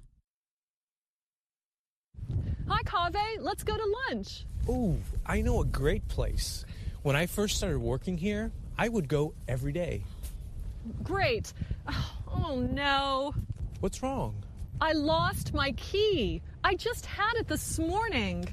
You should check the Lost and Found office. Great idea. Where is it? Oh, it used to be across from the cafeteria, but now it's down in the basement next to the elevators. It's really hard to find. The lost and found is hard to find. That's funny. It is. You can hear the first habitual action when Kaveh says, "Oh, I know a great place. When I first started working here, I would go every day." And then Kaveh talks about another situation that existed for a period of time in the past. Oh, it used to be across from the cafeteria. Here, the words used to be just mean the same thing as the verb was. There are some small differences in how we use the modal would and the verb used to when we describe habitual past actions or experiences. Here's Professor Bott explaining these differences. I hope Anna can find the lost and found office. Used to and would describe something that happened repeatedly in the past. Kaveh uses would when he says, "When I first started working here, I would go every day." There are two differences between used to and would. Number one, we use would only when we say the time period first. Number two, for verbs like be, think, feel, see, and understand, we can only use used to. Kaveh says, "It used to be across from the cafeteria." Thanks, Professor Bott. That is a helpful explanation. Verbs such as be, think, feel, see, and understand are more like states of mind or states of being rather than actions, such as the verbs go, eat, play, and so on. Now, listen to Jill and I have a conversation about our past. Listen for how we use would and used to. Andrew, do you have any special memories of something you would do with your family when you were young? I do. Yes, I do. So one example is from the age of 11 until about the age of 18, I would go with my father every year to the Great Smoky Mountains National Park.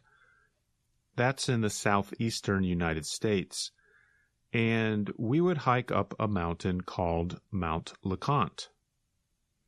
At the top of the mountain, there were cabins where we would spend the night. And I remember I would get up very early in the morning and go watch the sunrise from the top of the mountain. Those are special memories. How about you, Jill? My family used to travel around the country in a Volkswagen bus. When I was little, all 7 of us would sleep in this big blue tent. My dad once said he wanted us to see all parts of the country, so we went there and camped. I think that's where I got my love for traveling to new places and meeting people from other places. That sounds so great. I think I would have loved to do that. Maybe I'll get a van when I'm older and try to do something similar. Now let's hear more from Lesson 16 of Level 2 of Let's Learn English. Anna goes to an office to try to find her lost key. The person in the office thinks Anna wants to find the key to happiness instead of a key to her door.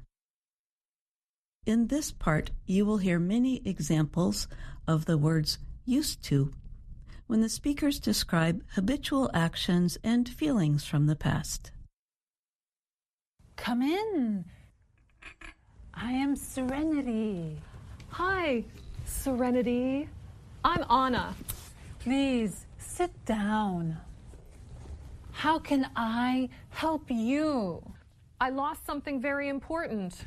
Shh. I already know. You need help. Yes, I need help finding the key. You need to find the key. The key that will give you happiness. Yes, Finding this key will make me very happy. First, Anna, let me tell you a little bit about myself. Okay. I used to be a very important person with a very important job. I made a lot of money. I mean, a lot. Wow, good for you. No, it was bad for me. I lost the most important thing, the key. You've lost it too, haven't you, Anna? Haven't you? I guess. So how does this work? Do I have to fill out a form or something, or? No forms. Just answer this one question. As a child, what did you used to do to feel happy? When I was little, I used to sing all the time with my family. Those were good times. Singing is so joyful. I used to sing, but now that I started my business, I've just been too busy. Too busy. Anna, why don't you sing again? I sing everywhere. I sing in the office, I sing on the metro, I sing in the elevators, I sing on the escalators, I sing in the bathroom. Serenity, serenity, I really need to find my key. Yeah. Yes, we need to find the key to happiness. No, I just need to find the key to my apartment. I used to know, but now I don't. Do you, Anna? I don't know. I think I left it in the ladies' room. You know, this isn't the lost and found, is it? It could be the lost and found. I'm lost. And I used to find joy for people. I used to find joy. You know, this is a bad time for you. I'll find the lost and found myself. Bye, thanks. I used to find joy. I used to find joy. I used to find joy. I found my key. I used to find joy. Oh, the sad woman in the office used to find joy. Well, hopefully she will find it again soon. Listeners, what are some things you used to do when you were younger?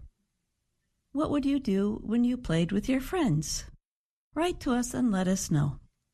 You can send your email to learningenglish@voanews.com. Remember, you can always find us on Facebook, YouTube, and Instagram. Thanks for listening. I'm Dr. Jill. And I'm Andrew Smith.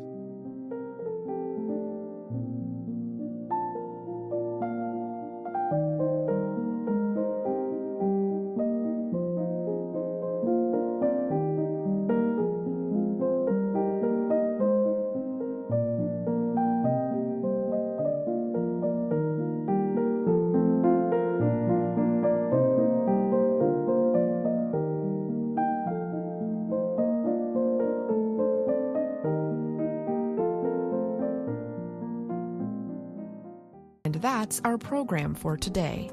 Join us again tomorrow to keep learning English through stories from around the world. I'm Ashley Thompson. And I'm Dan Novak.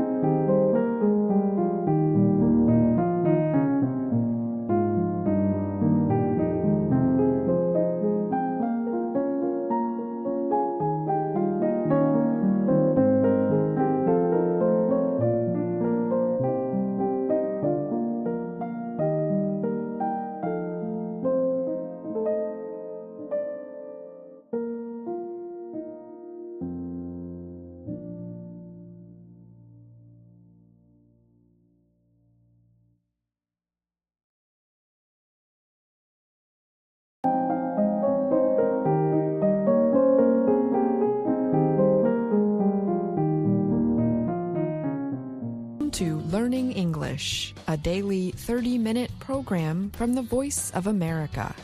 I'm Ashley Thompson. And I'm Dan Novak. This program is designed for English learners, so we speak a little slower and we use words and phrases especially written for people learning English.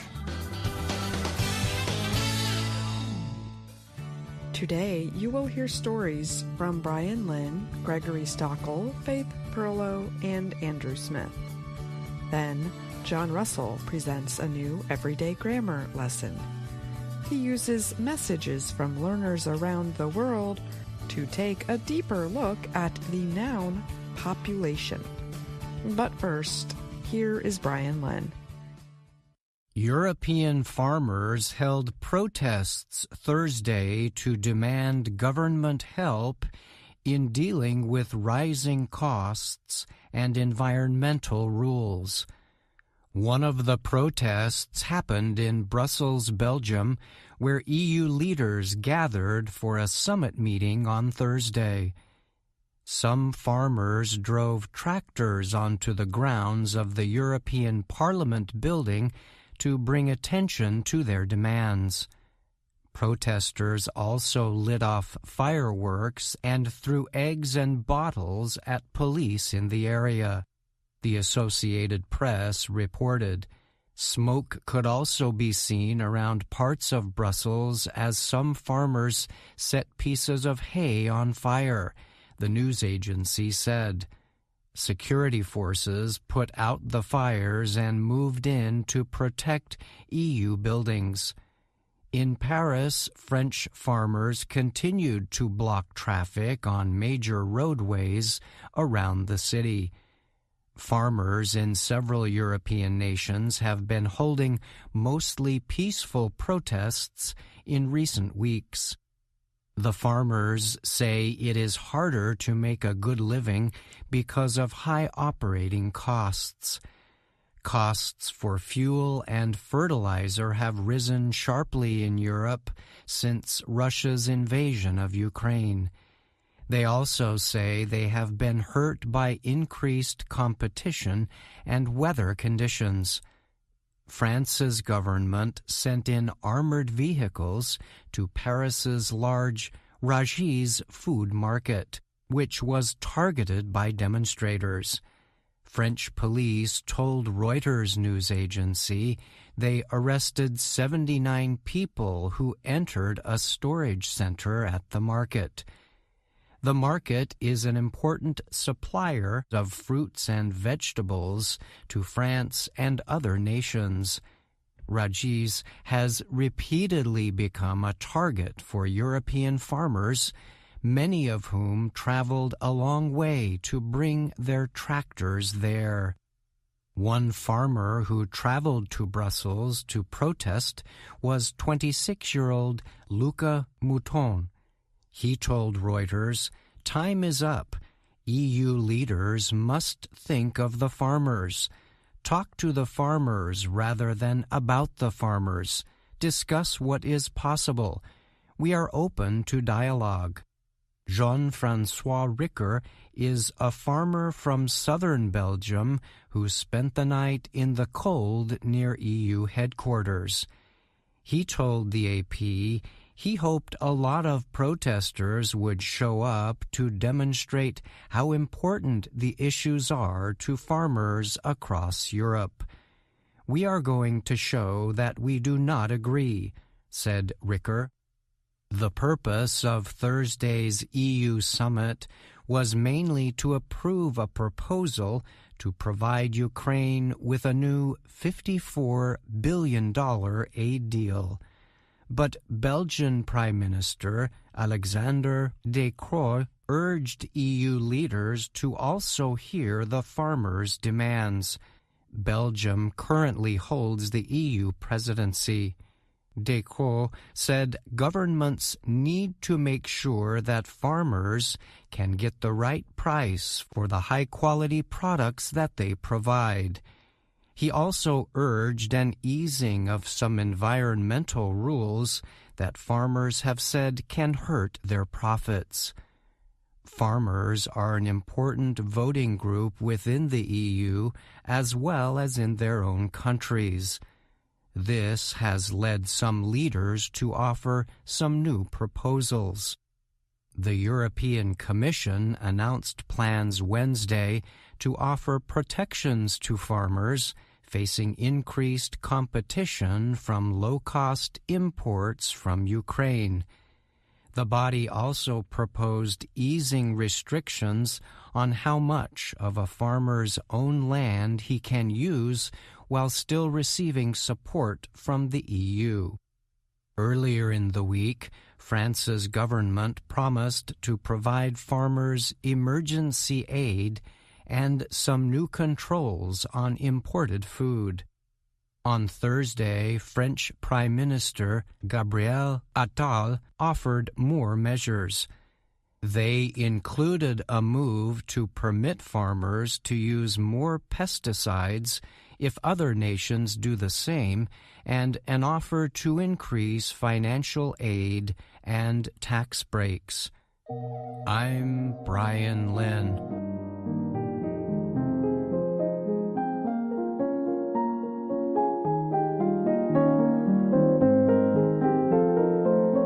Tickets for the American football Super Bowl game are among the hardest to get in all of sports.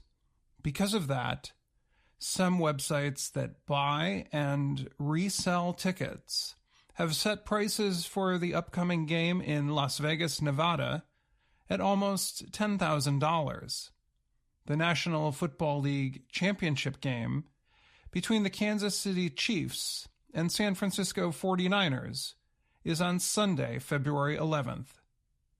The Chiefs won last year's Super Bowl. They feature star quarterback Patrick Mahomes and Travis Kelce, the boyfriend of singer Taylor Swift. Many people believe Swift will fly to the game after performing in Japan only one day earlier. The 49ers are one of the most popular teams in the western part of the U.S. Las Vegas is a busy tourist city known for its hotels and casinos.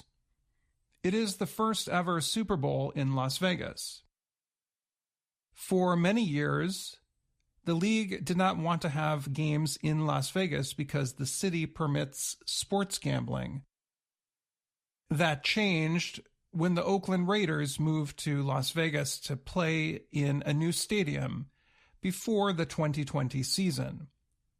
The combination of two well-known teams, plus a city that many people like to visit, means tickets on a website called TickPick are in high demand.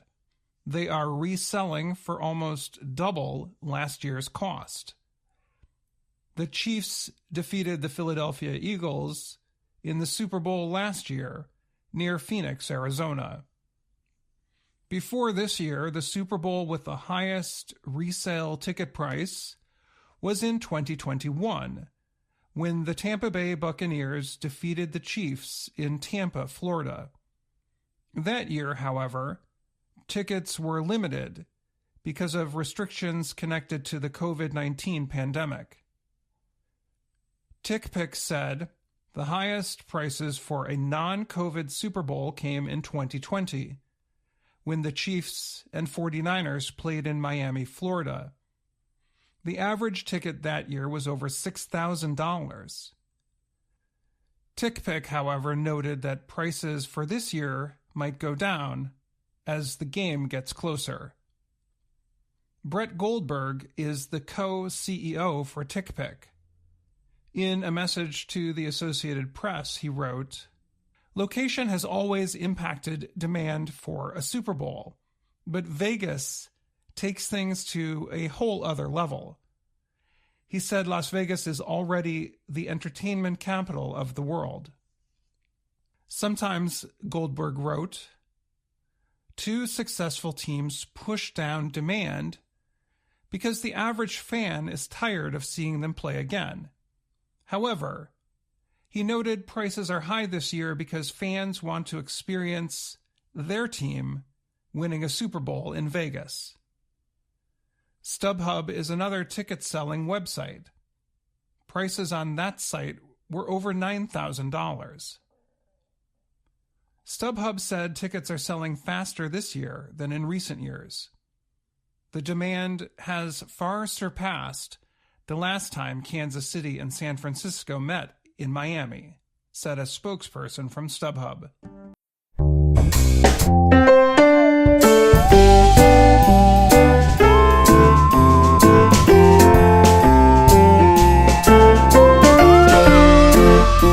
Recently announced a 2-year limit on the number of foreign students given permission to study in the country. The move is partly to ease a growing housing shortage. Reuters news agency recently reported on some of the details of the plan. Mark Miller is Canada's immigration minister. Miller said the government, led by the Liberal Party of Canada, will introduce a temporary 2-year limit on student visas. That will result in about 364,000 student visas in 2024. The government said that is a cut of 35% from the year before. The new proposals will also set limits on postgraduate work permits issued to foreign students. The new limits will likely cause many postgraduate students to return to their home countries. The permits were formerly seen as an easy path to securing permanent residency. People in master's or postdoctoral programs will be eligible for a 3-year work permit. However, people who are married to foreign students in undergraduate and lower-level college programs will no longer be able to receive work permits. The acceptance of new study permit requests in 2025 will be reconsidered at the end of the current year, Miller said. Canada has become a popular place for international students. It has been easy to receive work permits after finishing study programs in the country. But the increase in international students has led to a shortage of rental homes. This has caused the price of rent to go up. In December, the cost of rent nationwide rose 7.7% from a year earlier, government data shows. Prime Minister Justin Trudeau's popularity has decreased, partly because of increasing living costs. Opposition Conservative Party leader Pierre Poilievre has taken a lead over Trudeau in public opinion studies. Elections are expected to be held next year. The government has also been concerned about the quality of education offered by some schools. Canada's government says international students bring in about $16.4 billion to the nation's economy. The new policy will hurt many colleges and universities. Ontario, the most populous area or province, has the biggest share of international students.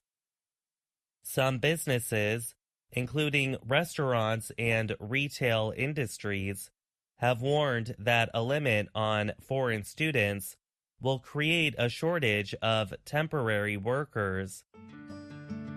I'm Gregory Stockel.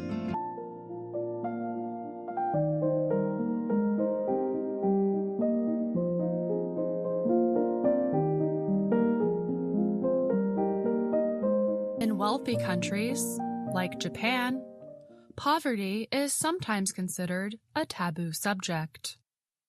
But an Australian filmmaker, Ryan McAvoy, wants to share the stories of women and children in poverty in Japan in his documentary film, The Ones Left Behind. The film was released last year. It shows single mothers raising their children in poverty. The women work hard. They sleep a few hours a night. And they try to balance working with childcare and housework. McAvoy said he wanted to deal with a topic that no one wanted to discuss. The film shows discussions with poor women and experts on poverty. He said the film also shows a different side of Japanese society, where getting married and becoming a stay-at-home mother is normal for many women. In Japan, it's very taboo. I think it's a very apt title, because I feel that single mothers and their children have really been left behind in society. The film shows one woman who works almost 12 hours a day and earns less than $1,350 a month. That amount is low for a country where the cost of living is high. Monthly rent for one small room can cost 1/3 of that amount. Tomoko Nakayama is one of the women in the film. She said, "I have to do everything on my own." Another woman almost cries when she describes how her child stopped asking her to come to take your parent to school days. Japan has one of the highest rates of childhood poverty, although it is one of the wealthiest nations. 1 in 7 children live in poverty in Japan. Almost half of single-parent homes are considered poor. Japanese society often favors men who work full-time. Women sometimes receive lower pay and fewer benefits than their male counterparts, while working full-time and overtime. Ayuri McAvoy produced the film and is also McAvoy's wife. She was formerly a single mother. But they say that is not why they made the film. Ryan McAvoy said that the country's traditional culture makes women accept their difficult lives and makes them ashamed to ask for help. He told the Associated Press that the women are keeping their public face and private face separate. Akihiko Kato is a professor at Meiji University in Tokyo. He appears in the film. Kato said that Japan does not have a system to legally force fathers to pay for their children if the parents are separated. The Japanese government has promised to give money to people with children, but this is slow to come, he said. Kato said that this is partly why birth rates in Japan have been so low. There were 1.2 million births in the year 2000, compared to fewer than 800,000 births in 2022. Some people believe the modern idea of the nuclear family means that single parents, mostly mothers, have to do everything on their own. People like grandparents, neighbors, and extended family members no longer seem to be able to help with children.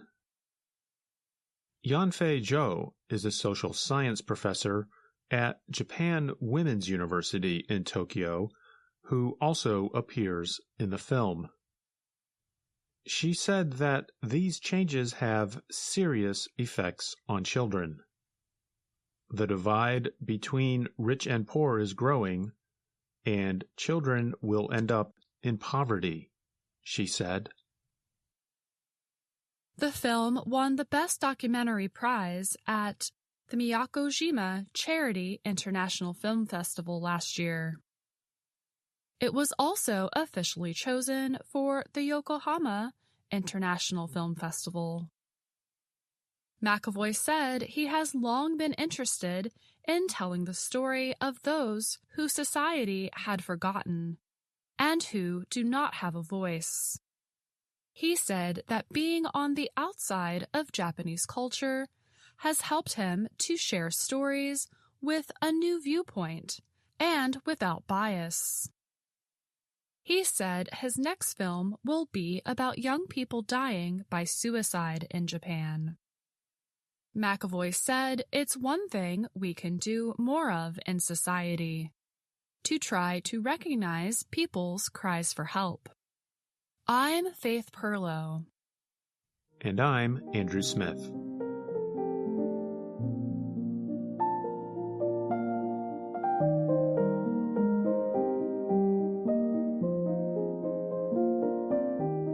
Pack your bags. Make sure your travel documents are in order. Today we are taking a trip around the world, if only in our imagination. For this everyday grammar lesson, we will leave behind our grammar books. We will instead look at messages from friends who are in Pakistan, Spain, Belgium, and Japan. Our goal? To learn more about the populations of different countries.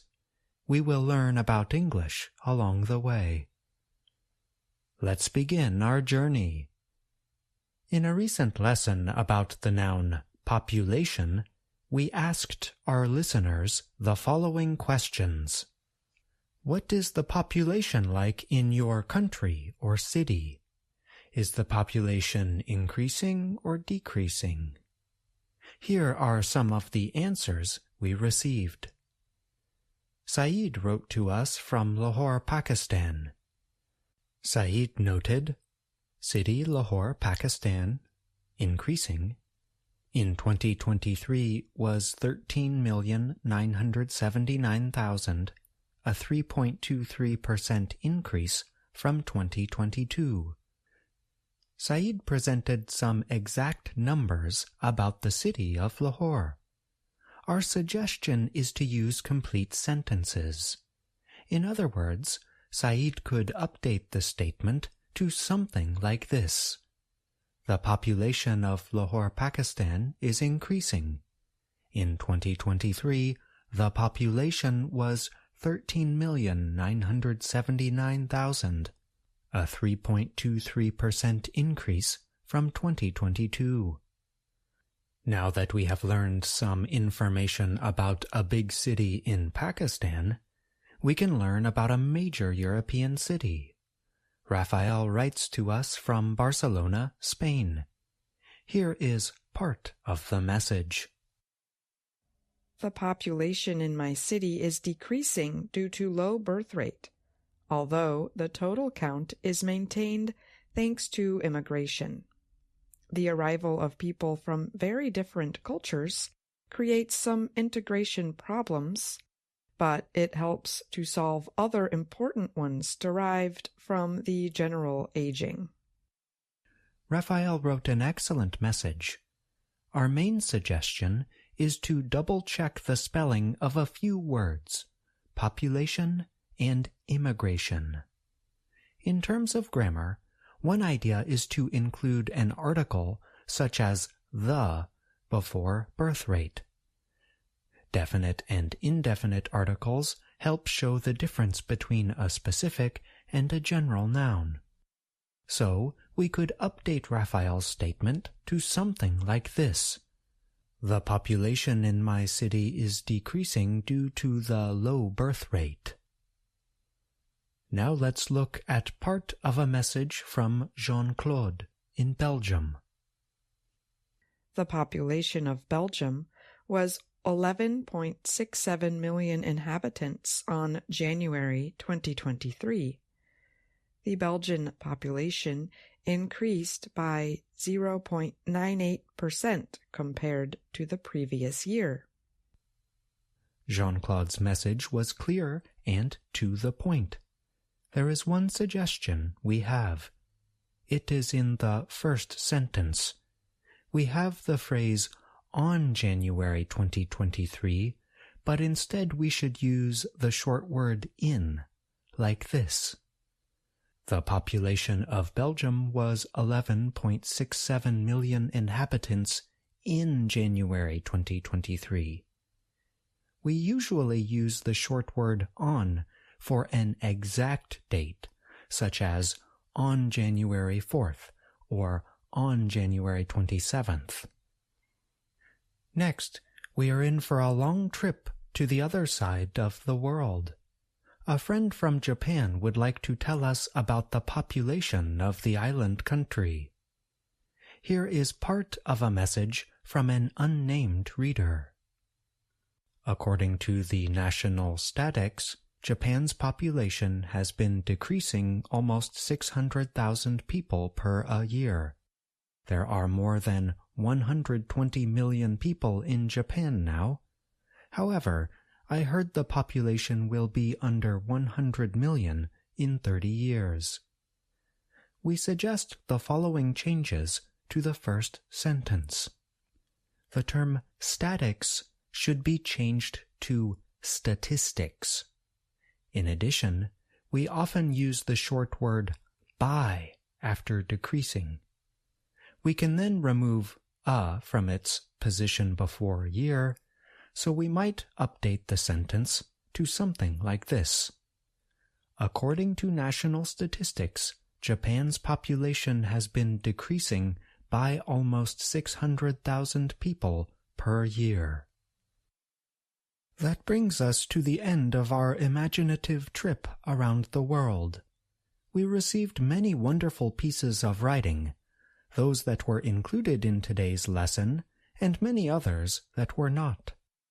Overall, the general recommendations are to pay careful attention to spelling and to double-check short words, prepositions, articles, and so on. We hope that you have learned a little more about the world, as well as some ideas to use when you write in English. I'm John Russell.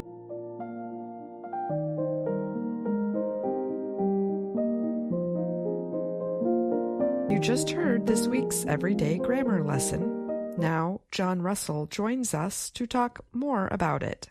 Hi, John. Welcome. Hi, Ashley. Thanks for having me on the show. In this lesson, you discussed parts of several pieces of writing. There were many other pieces of writing we received that you were not able to discuss. Was there one issue you would like to talk about in terms of the other pieces of writing you received? Yes, absolutely. We received a lot of wonderful messages. Unfortunately, we weren't able to include all of them. One issue I noticed in many of the messages was that people mixed up popular with population. These are two different words that have similar spellings, at least at the beginning of the word. Popular is an adjective, while population is a noun. That's right. Popular means liked or enjoyed by many people. So you might talk about popular sports, popular music, and so on. Whereas population refers to a group of people. Yes, that's right. So you might talk about the population of Mexico or the population of Vietnam, for example. Well, thank you for coming on the show to talk about that point, John. And thanks for your lesson this week. Thanks for having me on the show. See you next time. And that's our program for today. Join us again tomorrow to keep learning English through stories from around the world. I'm Ashley Thompson. And I'm Dan Novak.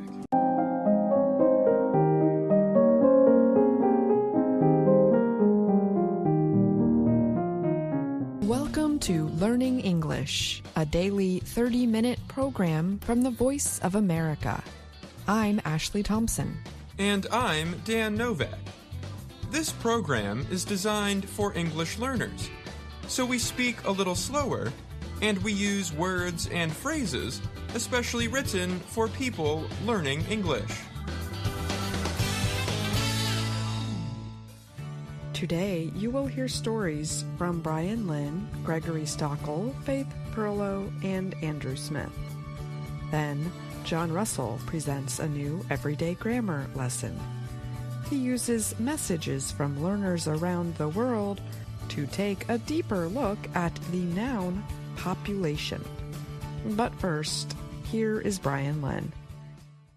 European farmers held protests Thursday to demand government help in dealing with rising costs and environmental rules. One of the protests happened in Brussels, Belgium, where EU leaders gathered for a summit meeting on Thursday. Some farmers drove tractors onto the grounds of the European Parliament building to bring attention to their demands. Protesters also lit off fireworks and threw eggs and bottles at police in the area. The Associated Press reported. Smoke could also be seen around parts of Brussels as some farmers set pieces of hay on fire, the news agency said. Security forces put out the fires and moved in to protect EU buildings. In Paris, French farmers continued to block traffic on major roadways around the city. Farmers in several European nations have been holding mostly peaceful protests in recent weeks. The farmers say it is harder to make a good living because of high operating costs. Costs for fuel and fertilizer have risen sharply in Europe since Russia's invasion of Ukraine. They also say they have been hurt by increased competition and weather conditions. France's government sent in armored vehicles to Paris's large Rungis food market, which was targeted by demonstrators. French police told Reuters news agency they arrested 79 people who entered a storage center at the market. The market is an important supplier of fruits and vegetables to France and other nations. Rungis has repeatedly become a target for European farmers, many of whom traveled a long way to bring their tractors there. One farmer who traveled to Brussels to protest was 26-year-old Luca Mouton. He told Reuters, "Time is up. EU leaders must think of the farmers. Talk to the farmers rather than about the farmers. Discuss what is possible. We are open to dialogue." Jean-François Ricker is a farmer from southern Belgium who spent the night in the cold near EU headquarters. He told the AP he hoped a lot of protesters would show up to demonstrate how important the issues are to farmers across Europe. "We are going to show that we do not agree," said Ricker. The purpose of Thursday's EU summit was mainly to approve a proposal to provide Ukraine with a new $54 billion aid deal. But Belgian Prime Minister Alexander De Croo urged EU leaders to also hear the farmers' demands. Belgium currently holds the EU presidency. De Croo said governments need to make sure that farmers can get the right price for the high-quality products that they provide. He also urged an easing of some environmental rules that farmers have said can hurt their profits. Farmers are an important voting group within the EU as well as in their own countries. This has led some leaders to offer some new proposals. The European Commission announced plans Wednesday to offer protections to farmers facing increased competition from low-cost imports from Ukraine. The body also proposed easing restrictions on how much of a farmer's own land he can use while still receiving support from the EU. Earlier in the week, France's government promised to provide farmers emergency aid and some new controls on imported food. On Thursday, French Prime Minister Gabriel Attal offered more measures. They included a move to permit farmers to use more pesticides if other nations do the same, and an offer to increase financial aid and tax breaks. I'm Brian Lynn.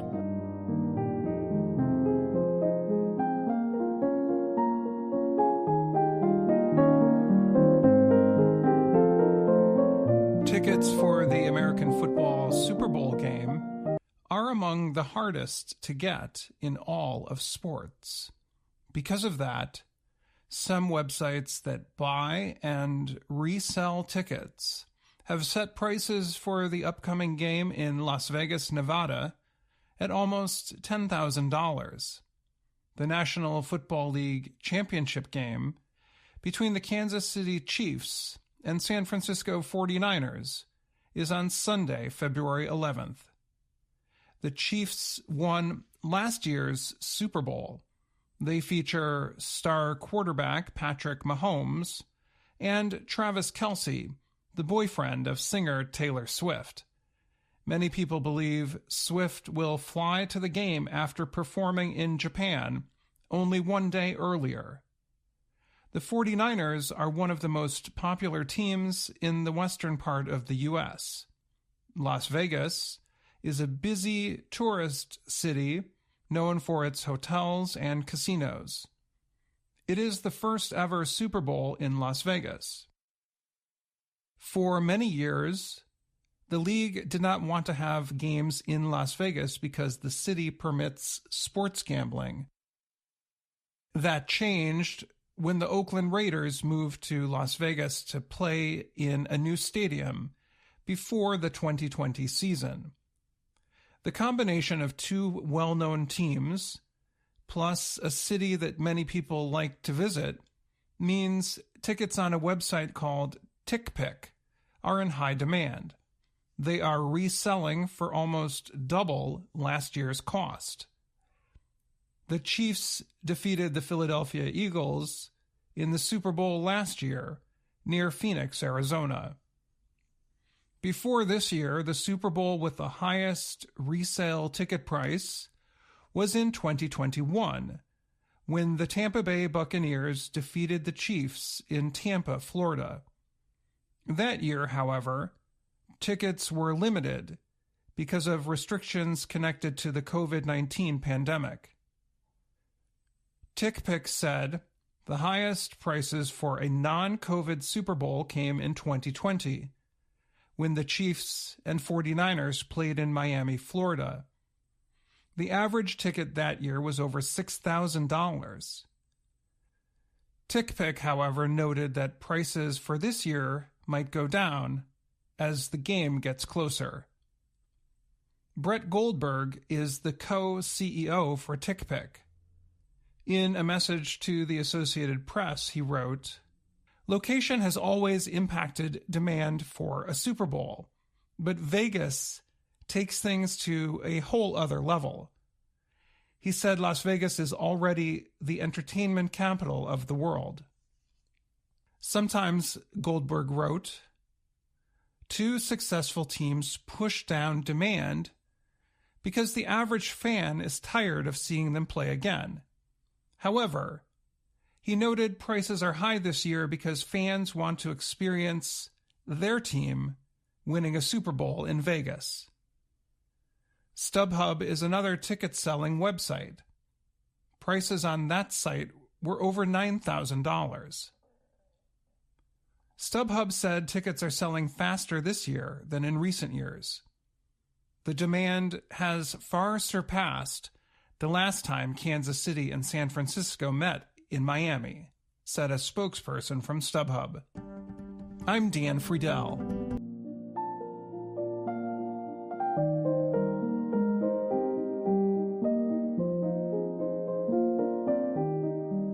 Canada recently announced a 2-year limit on the number of foreign students given permission to study in the country. The move is partly to ease a growing housing shortage. Reuters news agency recently reported on some of the details of the plan. Mark Miller is Canada's immigration minister. Miller said the government, led by the Liberal Party of Canada, will introduce a temporary 2-year limit on student visas. That will result in about 364,000 student visas in 2024. The government said that is a cut of 35% from the year before. The new proposals will also set limits on postgraduate work permits issued to foreign students. The new limits will likely cause many postgraduate students to return to their home countries. The permits were formerly seen as an easy path to securing permanent residency. People in master's or postdoctoral programs will be eligible for a 3-year work permit. However, people who are married to foreign students in undergraduate and lower-level college programs will no longer be able to receive work permits. The acceptance of new study permit requests in 2025 will be reconsidered at the end of the current year, Miller said. Canada has become a popular place for international students. It has been easy to receive work permits after finishing study programs in the country. But the increase in international students has led to a shortage of rental homes. This has caused the price of rent to go up. In December, the cost of rent nationwide rose 7.7% from a year earlier, government data shows. Prime Minister Justin Trudeau's popularity has decreased, partly because of increasing living costs. Opposition Conservative Party leader Pierre Poilievre has taken a lead over Trudeau in public opinion studies. Elections are expected to be held next year. The government has also been concerned about the quality of education offered by some schools. Canada's government says international students bring in about $16.4 billion to the nation's economy. The new policy will hurt many colleges and universities. Ontario, the most populous area or province, has the biggest share of international students. Some businesses, including restaurants and retail industries, have warned that a limit on foreign students will create a shortage of temporary workers. I'm Gregory Stockel.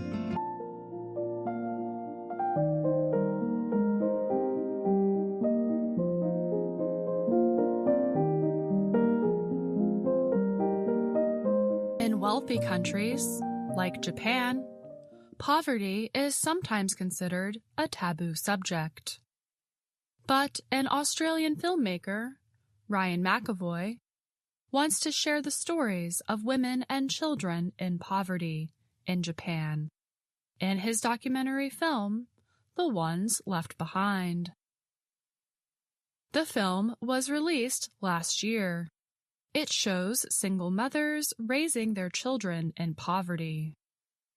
The women work hard. They sleep a few hours a night. And they try to balance working with childcare and housework. McAvoy said he wanted to deal with a topic that no one wanted to discuss. The film shows discussions with poor women and experts on poverty.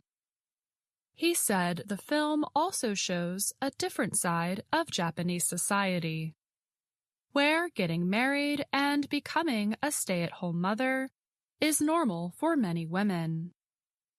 In Japan, it's very taboo. I think it's a very apt title, because I feel that single mothers and their children have really been left behind in society. The film shows one woman who works almost 12 hours a day and earns less than $1,350 a month. That amount is low for a country where the cost of living is high. Monthly rent for one small room can cost 1/3 of that amount.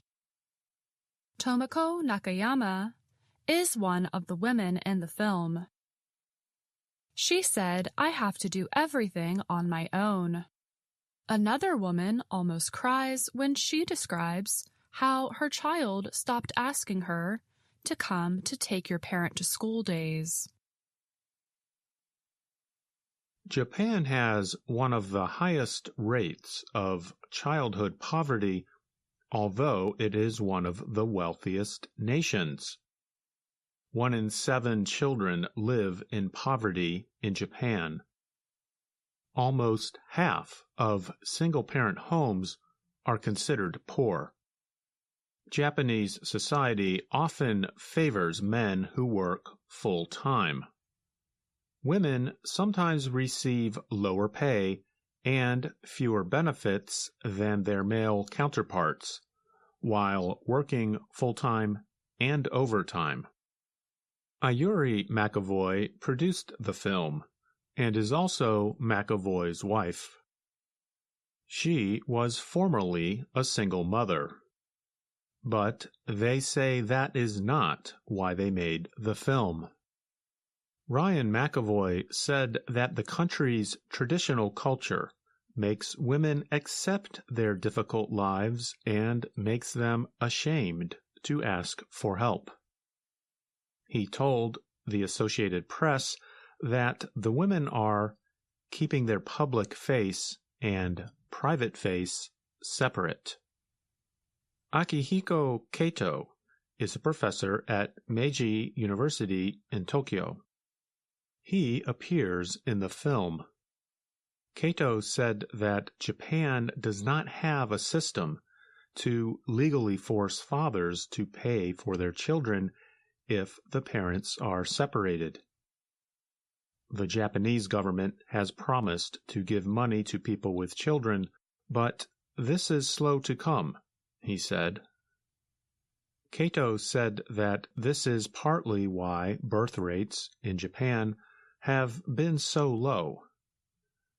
There were 1.2 million births in the year 2000, compared to fewer than 800,000 births in 2022. Some people believe the modern idea of the nuclear family means that single parents, mostly mothers, have to do everything on their own. People like grandparents, neighbors, and extended family members no longer seem to be able to help with children. Yanfei Zhou is a social science professor at Japan Women's University in Tokyo, who also appears in the film. She said that these changes have serious effects on children. The divide between rich and poor is growing, and children will end up in poverty, she said.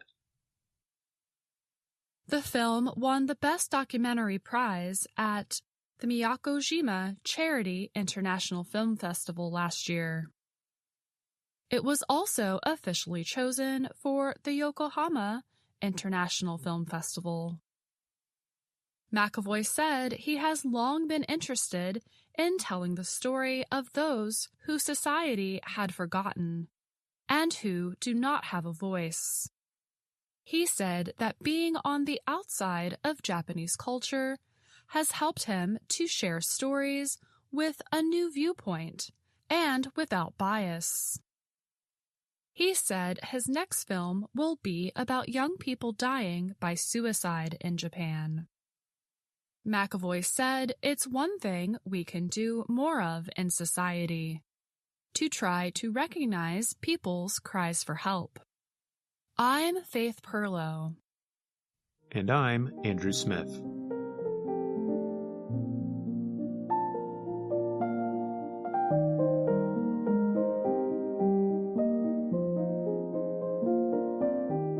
Pack your bags. Make sure your travel documents are in order. Today we are taking a trip around the world, if only in our imagination. For this everyday grammar lesson, we will leave behind our grammar books. We will instead look at messages from friends who are in Pakistan, Spain, Belgium, and Japan. Our goal? To learn more about the populations of different countries. We will learn about English along the way. Let's begin our journey. In a recent lesson about the noun population, we asked our listeners the following questions. What is the population like in your country or city? Is the population increasing or decreasing? Here are some of the answers we received. Saeed wrote to us from Lahore, Pakistan. Saeed noted, City Lahore, Pakistan, increasing, in 2023 was 13,979,000, a 3.23% increase from 2022. Saeed presented some exact numbers about the city of Lahore. Our suggestion is to use complete sentences. In other words, Saeed could update the statement to something like this. The population of Lahore, Pakistan is increasing. In 2023, the population was 13,979,000. A 3.23% increase from 2022. Now that we have learned some information about a big city in Pakistan, we can learn about a major European city. Raphael writes to us from Barcelona, Spain. Here is part of the message. The population in my city is decreasing due to low birth rate, although the total count is maintained thanks to immigration. The arrival of people from very different cultures creates some integration problems, but it helps to solve other important ones derived from the general aging. Raphael wrote an excellent message. Our main suggestion is to double-check the spelling of a few words, population and immigration. In terms of grammar, one idea is to include an article such as the before birth rate. Definite and indefinite articles help show the difference between a specific and a general noun. So, we could update Raphael's statement to something like this. The population in my city is decreasing due to the low birth rate. Now let's look at part of a message from Jean-Claude in Belgium. The population of Belgium was 11.67 million inhabitants on January 2023. The Belgian population increased by 0.98% compared to the previous year. Jean-Claude's message was clear and to the point. There is one suggestion we have. It is in the first sentence.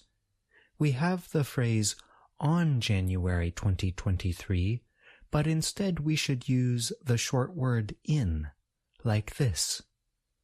The population of Belgium was 11.67 million inhabitants in January 2023. We usually use the short word on for an exact date, such as on January 4th or on January 27th. Next, we are in for a long trip to the other side of the world. A friend from Japan would like to tell us about the population of the island country. Here is part of a message from an unnamed reader. According to the national statics, Japan's population has been decreasing almost 600,000 people per year. There are more than 120 million people in Japan now. However, I heard the population will be under 100 million in 30 years. We suggest the following changes to the first sentence.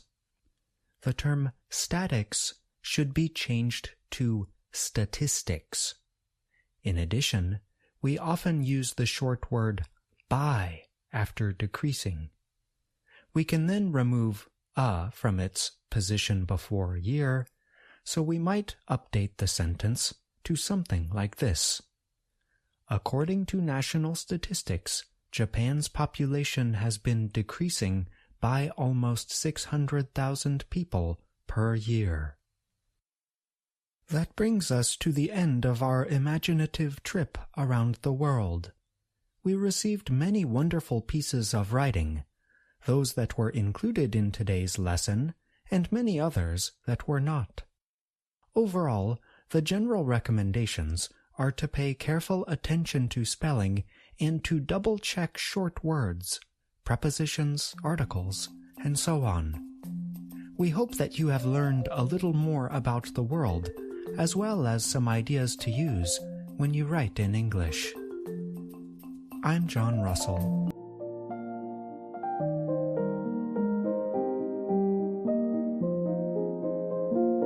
You just heard this week's Everyday Grammar lesson. Now, John Russell joins us to talk more about it. Hi, John. Welcome. Hi, Ashley. Thanks for having me on the show. In this lesson, you discussed parts of several pieces of writing. There were many other pieces of writing we received that you were not able to discuss. Was there one issue you would like to talk about in terms of the other pieces of writing you received? Yes, absolutely. We received a lot of wonderful messages. Unfortunately, we weren't able to include all of them. One issue I noticed in many of the messages was that people mixed up popular with population. These are two different words that have similar spellings, at least at the beginning of the word. Popular is an adjective, while population is a noun. That's right. Popular means liked or enjoyed by many people. So you might talk about popular sports, popular music, and so on. Whereas population refers to a group of people. Yes, that's right. So you might talk about the population of Mexico or the population of Vietnam, for example. Well, thank you for coming on the show to talk about that point, John. And thanks for your lesson this week. Thanks for having me on the show. See you next time. And that's our program for today. Join us again tomorrow to keep learning English through stories from around the world. I'm Ashley Thompson. And I'm Dan Novak.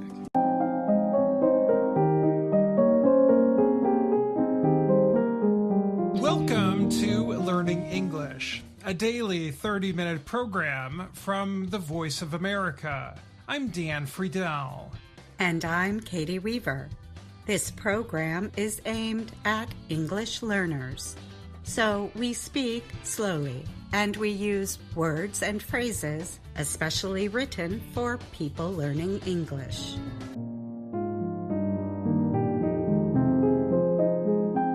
Today on the program, we have reports about Elon Musk, the James Webb Space Telescope, Student Film Awards, and English words and phrases you can use to describe a person who looks just like somebody else. We hope you stay with us. Faith Perlow and Mario Ritter Jr. are up first. Tesla chief Elon Musk wants to move the company's incorporation, or registration, from the American state of Delaware to Texas.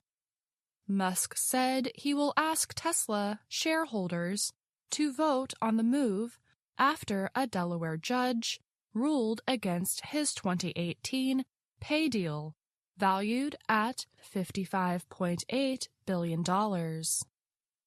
Never incorporate your company in the state of Delaware, Musk posted on social media service X shortly after the ruling. Tesla and many major companies, including Amazon, Google, Disney, and Walmart, keep their headquarters in other states.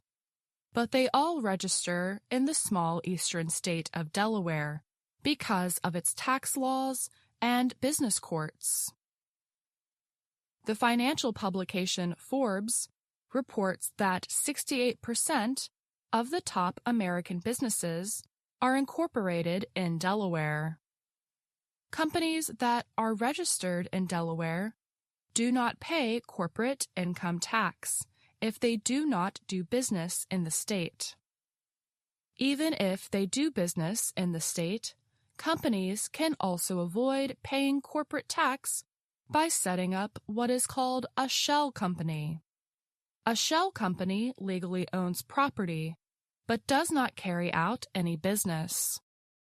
Dan Coatsworth is an expert at A.J. Bell, a British investment company.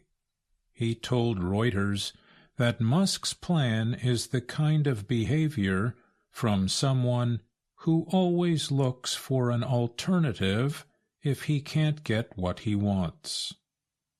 Musk's idea, should he go through with the vote, is not without risk. Legal experts said investors might take legal action if he tried to move the state of incorporation to Texas. Legal action is even more likely if it was seen as a move to get his pay deal rather than to help Tesla. In 2022, the research firm Equilar carried out a study for the Associated Press. The study said that the median pay deal for a chief executive officer or CEO of a company in the Standard & Poor 500, an index of top companies, was valued at $14.8 million.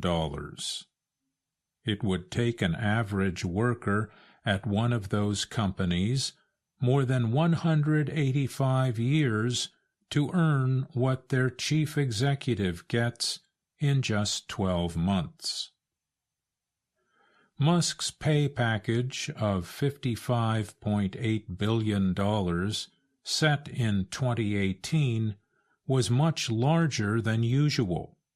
So, a shareholder brought legal action. His lawyer argued that it was proposed by company directors with ties to Musk, and shareholders were given misleading and incomplete information.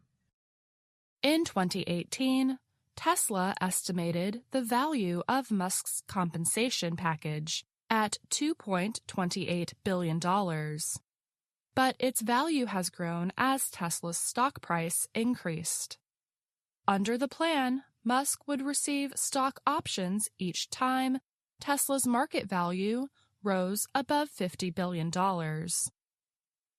That means Musk would have the chance to buy nearly 304 million shares for $23.34 each. Tesla stock is now trading at about $190 a share, compared with $21 at the start of 2018. By comparison, in 2022, the median worker at Tesla made $34,084. Last week, Chancellor Kathleen St. Jude McCormick of Delaware ruled that the process to set Musk's pay package was flawed and the price unfair. She ruled that Tesla's directors lacked independence from Musk, and the big pay package was not needed for Tesla to keep Musk or meet its performance goals. McCormick's ruling moved Musk out of the top spot on the Forbes list of wealthiest people. The publication removed $25 billion from his wealth, putting him below French businessman Bernard Arnault. To decide how much to pay their CEO, company directors often look at how much other companies are paying theirs. General Motors, for example, looks at Boeing, Ford, IBM, and other large companies to set its pay. In 2022, General Motors gave its CEO, Mary Barra, a pay package valued at $29 million. And Jim Farley, the CEO of Ford, another car company, received $22 million that year. Although Tesla makes automobiles, investors often compare its stock with technology companies. Musk is often compared to Mark Zuckerberg of Meta and Apple's Tim Cook. In 2023, Cook's pay was valued at $63.2 million. A year earlier, Cook received about $99 million. Musk's supporters argue that he is not like any other CEO and should not be paid like other CEOs. They said he has built Tesla into the most valuable automaker in the world. Last year, Tesla sold more electric vehicles than any other company, and the company's success has forced the rest of the auto industry to plan for electric vehicles. Business law experts say any new pay package for Musk will likely be back in court again without independent directors or changes in the decision process for pay. Before the ruling, however, Musk wrote on X that he wanted Tesla company directors to double his share to give him 25% voting control of the company. If not, Musk said he would develop artificial intelligence and robotic software outside of the company. I'm Mario Ritter, Jr. And I'm Faith Perlow.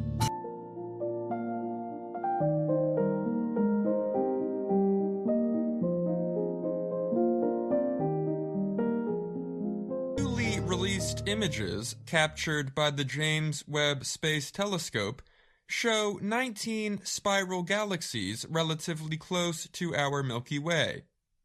The images offer new information on star formation, galaxy structure, and evolution. The images were made public on Monday by a team of scientists involved in a project called Physics at High Angular Resolution in Nearby Galaxies, or FANGS. The project operates across several major astronomical observatories. The closest of the 19 galaxies is called NGC 5068. It is about 15 million light-years from Earth. The most distant is NGC 1365, about 60 million light-years from Earth. A light-year is the distance light travels in a year, which is equal to about 9.5 trillion kilometers. The James Webb Space Telescope, or JWST, was launched in 2021 and began collecting data in 2022. It has shaped understanding of the early universe while taking pictures of space. The orbiting telescope looks at the universe mainly in the infrared. The Hubble Space Telescope, which was launched in 1990 and is still in use, has examined the universe mostly at optical and ultraviolet wavelengths. Spiral galaxies are a common galaxy type. Our Milky Way is one. The new observations came from Webb's Near-Infrared Camera, or NIRCam, and Mid-Infrared Instrument, or MIRI. They show about 100,000 star clusters and millions or even billions of individual stars. These data are important as they give us a new view on the earliest phase of star formation, said University of Oxford astronomer Thomas Williams. He led the team's data processing on the images. About half of spiral galaxies have a straight structure, called a bar, coming out from the center. The spiral arms attach to this structure. The images let scientists, for the first time, determine the structure of the clouds of dust and gas from which stars and planets form at a high level of detail. Webb's observations build on Hubble's. Eric Rosolowski is an astronomer at Canada's University of Alberta. He said, using Hubble, we would see the starlight from galaxies, but some of the light was blocked by the dust of galaxies. Rosolowski added, this limitation made it hard to understand parts of how a galaxy operates as a system. With Webb's view in the infrared, we can see through this dust to see stars behind and within the enshrouding dust. I'm Dan Novak.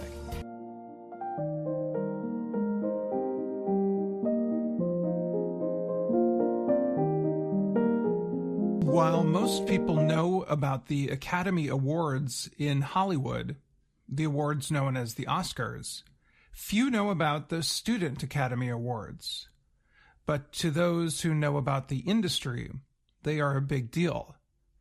A top 3 finish at the Student Academy Awards can lift a young filmmaker's career. Freddie McDonald knows this. His short movie, Shedding Angels, placed 3rd in the narrative film category in 2022. It was his thesis film after 2 years of study at the American Film Institute, AFI, in Los Angeles. A thesis is a big project that is needed to complete a study program. Just being selected as a finalist was a dream come true, McDonald said. Having that stamp from the Academy helped give me so much momentum to create my first feature film. McDonald is 23. He said the recognition from the Academy helped launch his career. After the award, he said, investors paid more attention to him, and he was able to create excitement for a full-length movie. That movie is a longer version of another one of his short films called So Torn. He directed it when he was 19. So Torn, he said, tells the story of a seamstress who gets involved in a violent drug deal. The full-length movie will be shown at film festivals this year, and McDonald hopes it will be shown in theaters sometime in the near future. McDonald could be one of the more recent filmmakers to go on to a successful career in Hollywood after receiving a student award from the Academy. The awards program celebrated its 50th year in 2023. Some of the past winners include Spike Lee, known for his movies Do the Right Thing, Malcolm X, He Got Game, and others. Lee won an Oscar in 2019 for Black Klansman. Lee won his student award in 1983 when he was studying at New York University, or NYU. His film was Joe's Bed-Stuy Barbershop, We Cut Heads. Other student winners include Robert Zemeckis, who won an Oscar for directing Forrest Gump in 1994. Pete Docter won a student award too. He later earned Oscars for his animated films Up, Inside Out, and Soul. Kendra Carter is a vice president at the Academy of Motion Picture Arts and Sciences, which runs both awards programs. She said the Academy hopes to open the film industry to people from many different backgrounds and create a pool of highly skilled, diverse talent. In 2023, 640 members of the Academy voted on the awards, which means the student work was seen by hundreds of people in Hollywood. In addition to the award, many students come away from the event with a business agent who can help them get more work. But that's not all. The gold medal winners can choose to have their work submitted for the Academy Awards. Last year, an animated short film by a student from Australia, An Ostrich Told Me the World is Fake, and I Think I Believe It, was considered for an Oscar. Once your name is tied to a Student Academy Award, it just opens all of these doors, the Academy's Carter said. It's so transformative for emerging filmmakers. The program is now open to young filmmakers from around the world. Giorgio Giotto of Italy is a student at NYU. He won the gold medal in October for his documentary short film, Wings of Dust.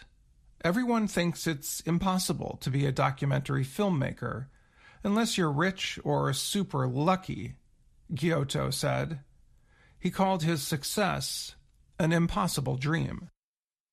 McDonald said the opportunity to compete with student filmmakers from around the world was both extremely daunting and exciting. He said, "It was a great experience to go to the awards ceremony and meet so many creative people from around the world." He would not have gotten that experience without going to film school. McDonald said he thought about going to an undergraduate film program first.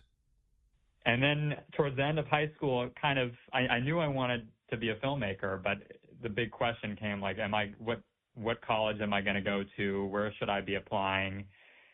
And so I started looking at all the different paths in terms of film school, and the American Film Institute always jumped off the page to me. But I didn't think that would be a possibility because it is a graduate program and I was applying as a high school senior. McDonald applied and was the youngest person ever accepted into the directing program. He was qualified because by then he had already made a short film and done other directing jobs. But because he did not have a college degree, AFI gave him a certificate of completion at the end. While in school, he learned more about the business side of filmmaking than he expected. He learned how to write a proposal that aimed to make investors excited to finance a film. And that was really helpful for me to kind of wrap my head around, the different ways you can make movies. Before being nominated for a Student Academy Award, MacDonald had everything he needed to enter the film industry. He had strong experience before attending AFI. He learned even more in school. He even got attention from some film studios. But the Student Academy Award experience gave him something more. It gave him the sense that other people believed in what he was doing. The Academy recognizing it really gave me belief in myself that the stories that I want to tell are worth telling, and that I should keep pursuing them. The lesson, MacDonald added, was that the Academy liked his work, and he, in his words, should keep fighting to make movies. I'm Dan Friedel. And I'm Jill Robbins.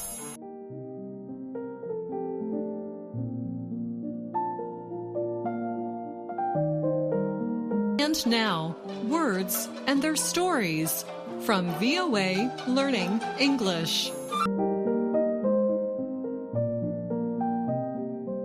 English borrows from many other languages. And today we talk about a word that comes from German, Doppelganger. The word doppelganger comes from German folklore. The online dictionary, Merriam-Webster, describes the old story. All living creatures have a spirit who is invisible, but exactly the same as the living person. But just because you can't see them, doppelgangers are not ghosts. They are sometimes described as the spiritual opposite, or negative, of their human counterpart. Even though the word comes from spiritual folklore, we use it in a very real way. When two people look very similar, we can call them doppelgangers. English has other expressions that have a similar meaning. If someone looks like someone else, you can call them a look-alike, spitting image, or mirror image. Let's hear two friends use some of these expressions. Were you at the airport yesterday? No, I haven't been to the airport in over a year. Are you sure about that? I think I would know if I were at the airport. Why do you ask? Well, if you weren't there, then I ran into your doppelganger. She was a mirror image of you. Wow, I've heard about doppelgangers, but I didn't think I really had a look-alike out there in the world. Well, you do, and they are on their way to Costa Rica. I wish I could trade places with my doppelganger. If you know someone who looks exactly like another person, you can also call them a dead ringer. Experts say this expression comes from American horse racing, and usage began in the late 19th century. Sometimes racehorse owners would race a horse under a false name and pedigree. They did this to trick people who bet money on race results. These horses were called ringers. Here is how to use the expression in a sentence. My best friend in college is a dead ringer for George Clooney. When we're out in public, he gets asked for his autograph all the time. In the expression dead ringer, the word dead does not mean lifeless. In this case, it means exact or precise. It is a way to add emphasis or highlight something. For example, if I am sure that my friend is right about something, I can say she is dead right. We can also say someone is dead wrong if they are most certainly wrong. The next time you want to describe two people who look the same, You can choose any of these expressions. And that's all the time we have for this Words and Their Stories. Until next time, I'm Anna Mateo.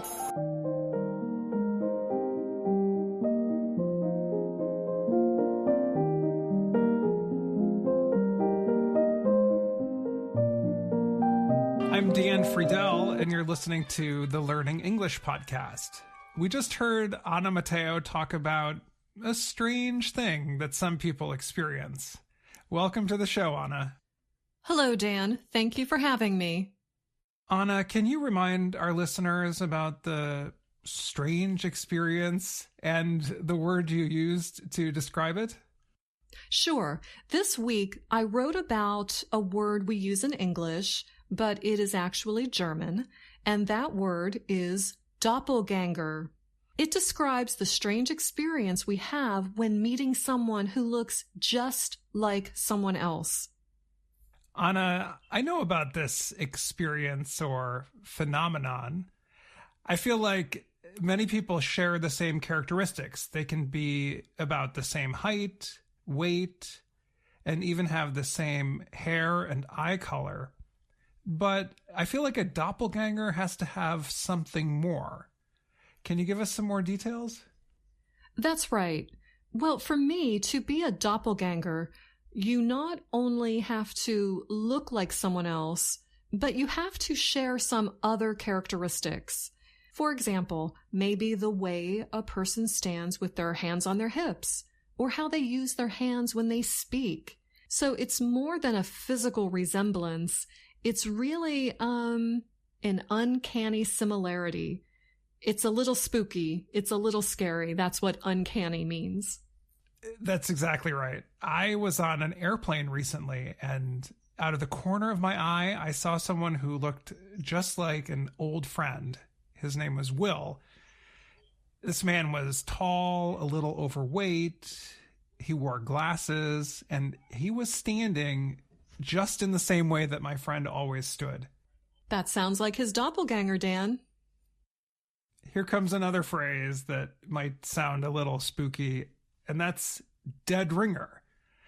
Let's talk about that. In this case, the dead refers to someone who is very much alive. So can you tell us about dead ringer? Sure. I really like this expression. My parents loved the horse races and would take us, their children, often. This expression comes from the world of horse racing. Sometimes racehorse owners would enter a different horse into a race, one that looked similar to another horse. They did this to trick people who bet money on race results, and those horses were called ringers. Well, Anna, that story makes sense, but it doesn't sound very fair. No, it doesn't. It's a trick. It was a trick. So. All right. Well, I know what ringer means now, and also how we can use dead to emphasize an idea. You could say something is dead on, dead to rights, dead easy, or a dead heat. And in all of those examples, dead is a point of emphasis. That's right. We often use the word dead in this way. It's like saying something is exactly or completely something else. Like you said, dead on, dead heat. You can be dead right or dead wrong. It's a way to add, as you said, emphasis. Anna, well, looking at the clock right now, I'd say we're dead on time to wrap up this conversation. What do you think? I think you're right, Dan. I'll say goodbye for now. Thanks, Anna. It was great to have you. You're welcome. Always fun to be here. Bye. And that's the Learning English podcast for today. Thank you, Anna, for that report. And thanks to all of our VOA colleagues for their work on today's program. Most importantly, thank you for listening. For more, visit our website at learningenglish.voanews.com. I'm Katie Weaver. And I'm Dan Friedel.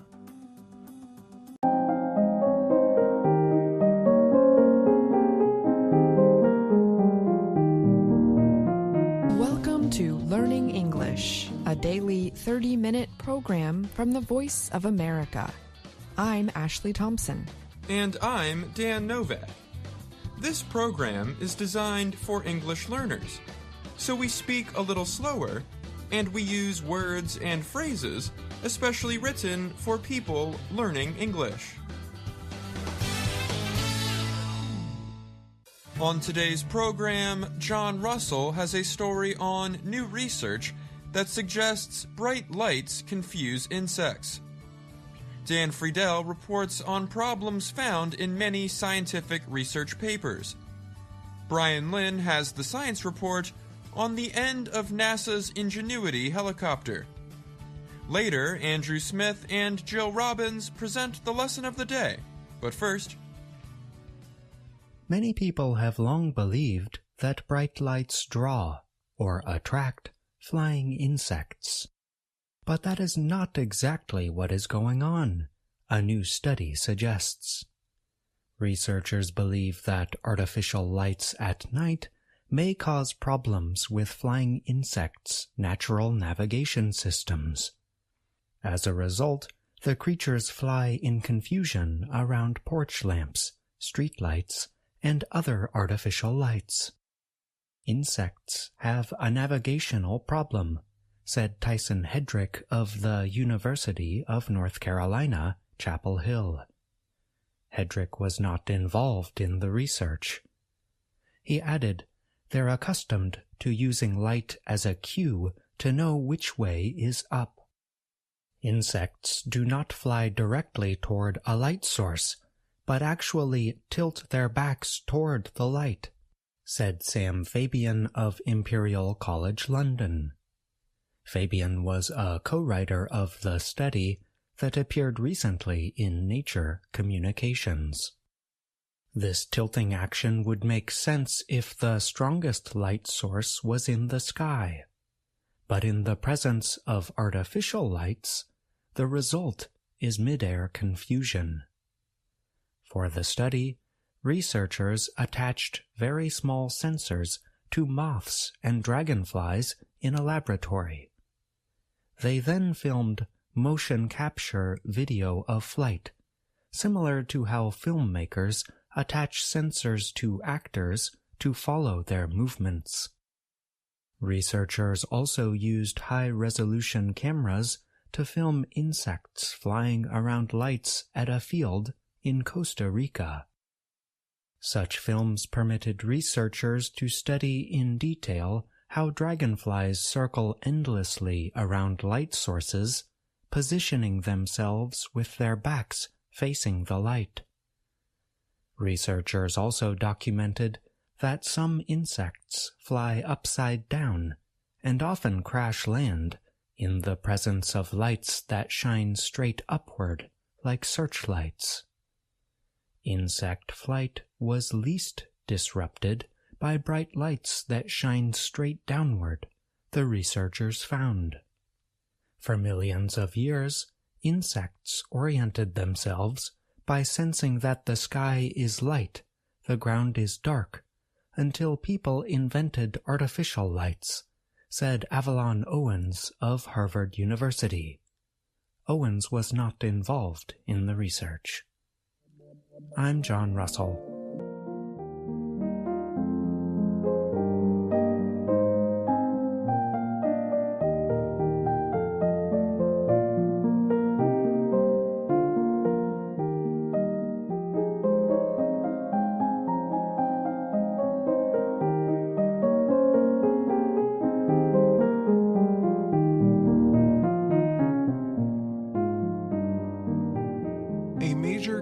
Hospital and Research Center recently announced it is asking for withdrawals or corrections to at least 37 research papers.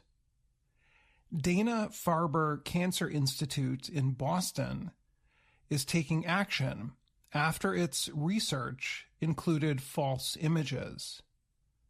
The cancer hospital is connected with Harvard University's medical school. Harvard's last president, Claudine Gay, recently left her position after being accused of plagiarism. Plagiarism is when a person claims someone else's work as their own. In the Dana-Farber case, a blogger from Wales in Britain said the Cancer Center published documents that had manipulated images. Sholto David is a 32-year-old blogger who investigates scientific reports in his free time. On January 2nd, David wrote on his blog that he found suspicious images in 30 papers published by 4 Dana-Farber scientists, including top leaders Lori Glimker and William Hahn. He said some of the images made the research look stronger. The papers discussed how cells work. Another documented samples of bone marrow from human volunteers. Similar investigators found problems with some of the Dana-Farber papers and pointed them out on a website called PubPeer. Reporters from Harvard's student newspaper started writing about the problems on January 12th. Dana-Farber answered the news coverage by saying it had already been looking into the problems. On January 22nd, the center said it asked for 6 of the papers to be retracted or withdrawn from publication because of problems. It also asked for corrections in 31 other papers. Dr. Barrett Rollins is the Research Integrity Officer at Dana-Farber. He said the center and its scientists took prompt and decisive action in most cases that David pointed out. David is not the only person who studies scientific research and looks for errors. Elizabeth Bick is a microbiologist in California. She has been looking at journals and papers for 10 years. Based on her work, over 1,000 articles have been pulled back. Over 1,000 have been corrected, and 153 times journals have printed their concerns about previously published work. She has seen manipulated images of bacteria, cells, and more. Bick wrote about her work in a paper published by the American Society for Microbiology in 2016. Science should be about finding the truth, she said. Bick does get some money for her work. Some people who like her work subscribe to a journal she writes. She earns about $2,300 per month for the work she does. David said he earns just over $200 a month for his work. Ivan Oransky is an expert on the science sleuths. He teaches medical journalism at Columbia University in New York City. He said some of the detectives use software tools to look for problems in scientific writing. Many do not use their names when they write about their findings. Oransky said, "The sleuths want science to do and be better." He said, they are upset that people in publishing and at universities do not seem interested in correcting mistakes. Some of the bloggers are worried that the number of people who trust science is falling. Bick said the problem that leads to false research is that many doctors and scientists feel pressure to get published, and they make mistakes because they are in a hurry. Oransky, the journalism teacher at Columbia, said pressure to publish means if the images do not match the story the paper is trying to tell, you beautify them. Scientific journals look at errors brought to their attention, but do not often do a public investigation. They keep the process quiet and then release their decision. Usually they will ask for a correction or withdraw the paper. Some journals told the Associated Press they were looking into the issues that David raised. I'm Dan Friedel.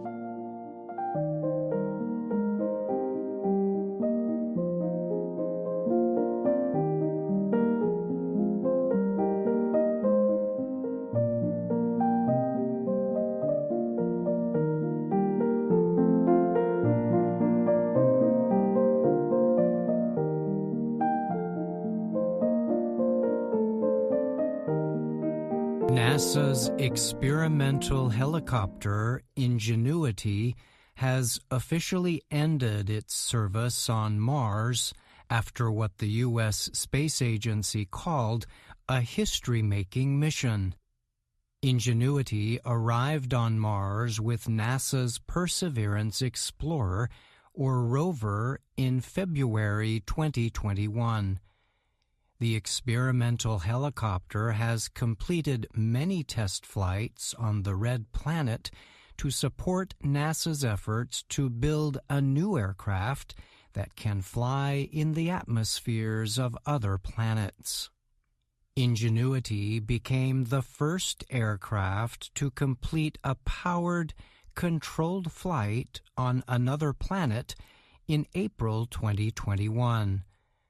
At first, NASA described Ingenuity as a demonstration mission that was expected to last about 1 month.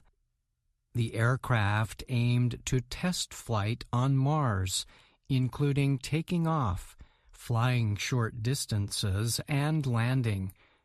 The helicopter quickly demonstrated its abilities during a series of tests. In May 2021, NASA officially extended Ingenuity's experimental mission. In total, the helicopter performed 72 flights on Mars, the space agency said. The aircraft flew 14 times farther than planned and completed more than 2 hours of total flight time. NASA Administrator Bill Nelson praised Ingenuity as the little helicopter that could. He noted that officials were surprised with each new flight progression. But Nelson noted that because of damage to a rotor, the helicopter had finally taken its last flight. The historic journey of Ingenuity, the first aircraft on another planet, has come to an end, he said. Nelson added that mission controllers discovered during an attempt by Ingenuity to land that at least one of the aircraft's rotor blades had been damaged. The damage is currently being investigated, but the NASA chief said the blade might have struck the ground during the landing attempt. NASA said Ingenuity rose to 12 meters on its final flight last week, staying in the air for a few seconds before heading back down. Most flights only last a few minutes because the helicopter has energy and temperature limitations.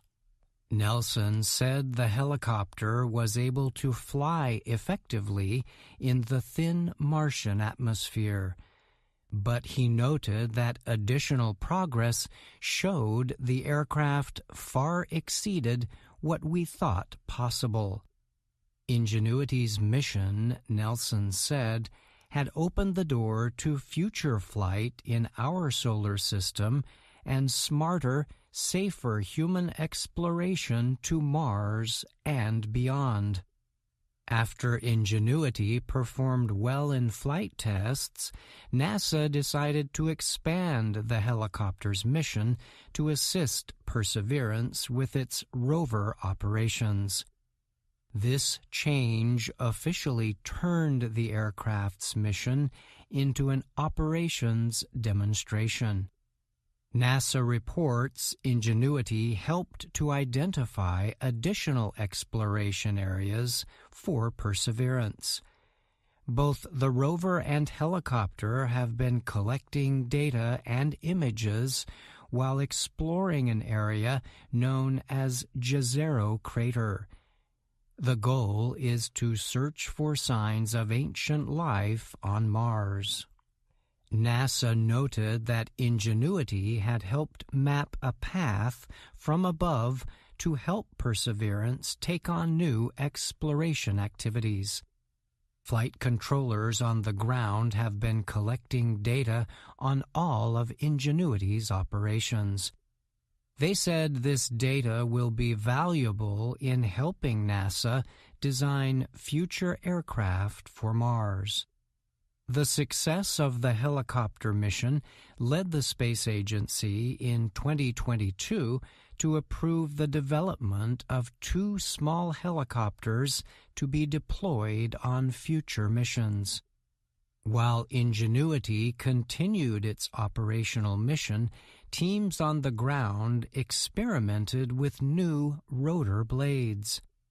During ground tests completed last year, engineers reported the rotor blades had reached speeds nearly equal to Mach 1, the speed of sound. The blades tested on Earth are made of carbon. They are more than 10 centimeters longer than Ingenuity's and are designed to be stronger and to move faster. NASA has said the rotor blades are designed to support bigger, more complex helicopters. I'm Brian Lynn.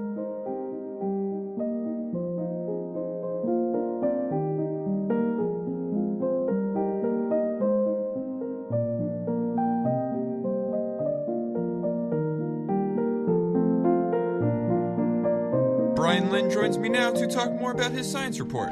Thanks for being here, Brian. Of course, Dan. Thank you for having me.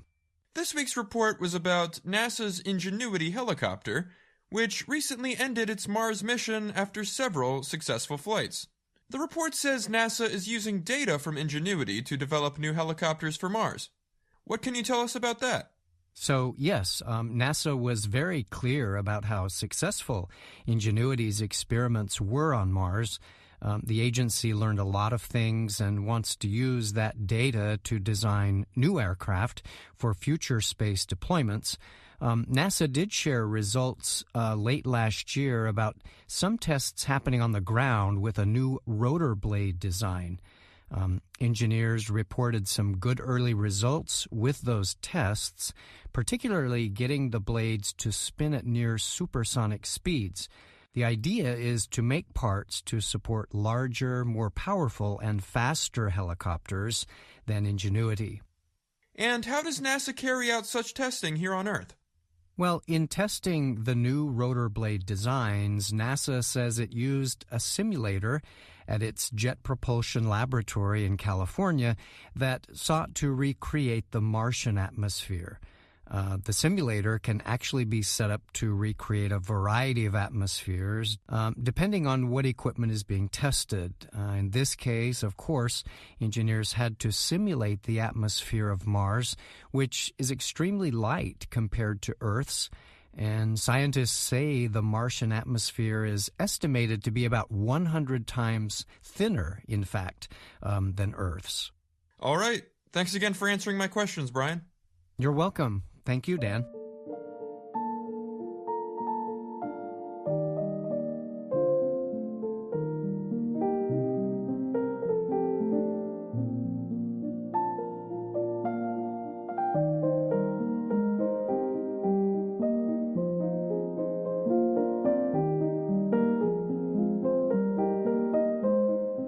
And now it's time for the lesson of the day on the Learning English podcast. My name is Andrew Smith, and I'm joined by Dr. Jill Robbins. Hi, Jill. Hi, Andrew. Our lesson is based on our video series, Let's Learn English. The series shows Anna Mateo in her work and life in Washington, D.C. Here's Anna introducing herself. Hello, my name is Anna Mateo. What do these words have in common? Myself, yourself, himself, herself, oneself, itself, ourselves, yourselves, and finally, themselves. If you said they are pronouns, you are correct. But they are a special kind of pronoun. These pronouns are called reflexive pronouns. And like a mirror, they reflect or refer back to the subject. For example, I can talk about myself, and Jill can talk about herself. And you can talk about yourself, and so on. We're going to hear lots of these pronouns in Lesson 17 of Level 2 of Let's Learn English. In the lesson, Anna and her work colleague Pete have to take care of babies all by themselves.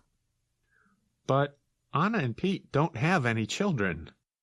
That's right, but these are special kinds of babies. Let's find out more. And be sure to listen for the reflexive pronouns. Anna, Pete, I have a new assignment for you. A show on single parents. What is it like for a mother or a father to raise a child by herself or himself? We can interview single parents. They can share their experiences themselves. Yes, but you need to experience parenthood yourselves. Ourselves. Yeah. How do we do that? We're not parents. I asked myself the same question. I said, Katie, how are they going to do that? Then an idea came to me. I will give you the babies. This still seems a little confusing, Jill. How is Ms. Weaver going to give them babies? That's a good question. Professor Bott was asking, wait a minute, is Professor Bott himself, itself, their self, maybe? We don't know often what to call artificial intelligence, so I'm going to say this. Professor Bott was asking the same thing. You may be asking yourself the same thing that I'm asking myself. What is Miss Weaver talking about? I am sure we will find out shortly. Next, let's find out what Ms. Weaver really means by listening to the next part. Here are your babies. Those are bags of flour. No, Pete. For the next 6 days, this is your baby. Here are your instructions. Do not leave your babies alone. A baby cannot take care of itself, and you two must do everything by yourselves. We will meet next Friday. Oh, and the person who does the best research will get an extra day of vacation. Help yourself to a baby. Ah, yes. It's the take care of a baby exercise.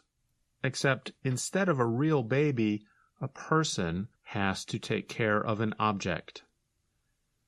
I remember when I was in high school, we had a teacher who gave students eggs, and they had to carry the egg with them at all times for a week and make sure they never broke the egg. At least bags of flour are stronger than eggs. Yes, but they're also heavier, and in that way, they're more like a real baby. Flour, by the way, is spelled F-L-O-U-R, and it is what we use to make bread. And lots of other goodies. Let's see how Anna and Pete begin to take care of their flour babies. And we should explain that after Anna makes a comment about Pete's baby, he pushes her bag of flour off of the table. And that's why she calls him a monster. And later, Pete throws Anna's bag of flour to her after she forgets it. Okay, let's listen. Pete, look, my baby is organic and whole grain. Your baby is ordinary. Monster! This is a great idea, Ms. Weaver. This is a terrible idea. Speak for yourself, Pete. We need to throw ourselves into the research. I'm starting right now. Hey, Anna. You forgot your baby. Come to Mama! Oh, good girl. Good girl. I think this is going to be a fun project for Anna and Pete. Now, let's talk about a few common expressions in English that use reflexive pronouns. Sometimes we say a machine can do something by itself. For example, if a computer is programmed in a special way, an artificial intelligence program allows the computer to teach itself. Or we can say a robot vacuum cleaner can vacuum the floor of a room by itself. Similarly, a player piano is a special musical instrument that plays songs by itself without a person pressing the keys. We also commonly give advice about people's health, telling them to take care of themselves. That's right. Jill, I know you work hard, and so make sure to take care of yourself too. Thanks, I try to. I started a Tai Chi class last week, you know. Oh, that's right. Well, I hope that is good for you.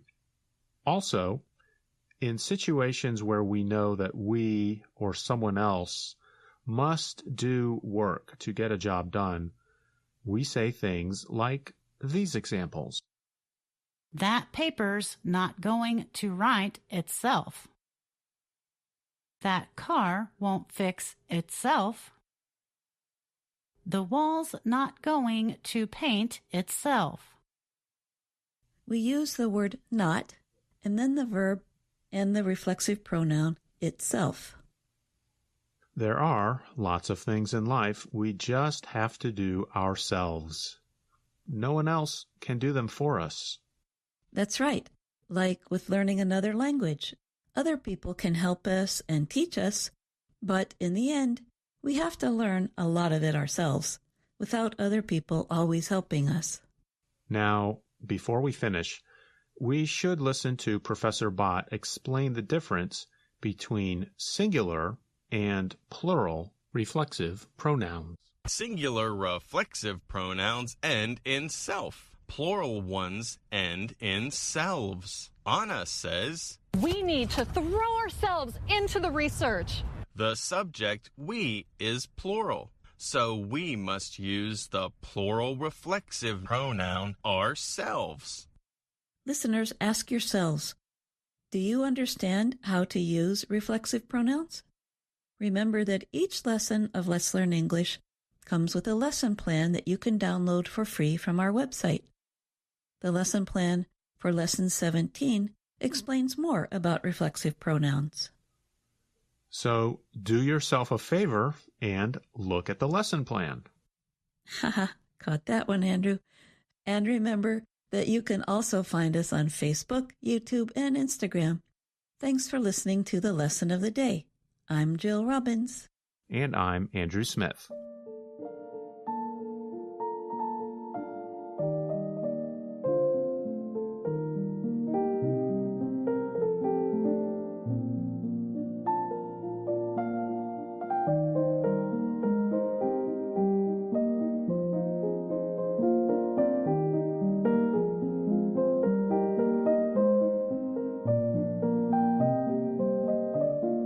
That's our program for today. Join us again tomorrow to keep learning English through stories from around the world.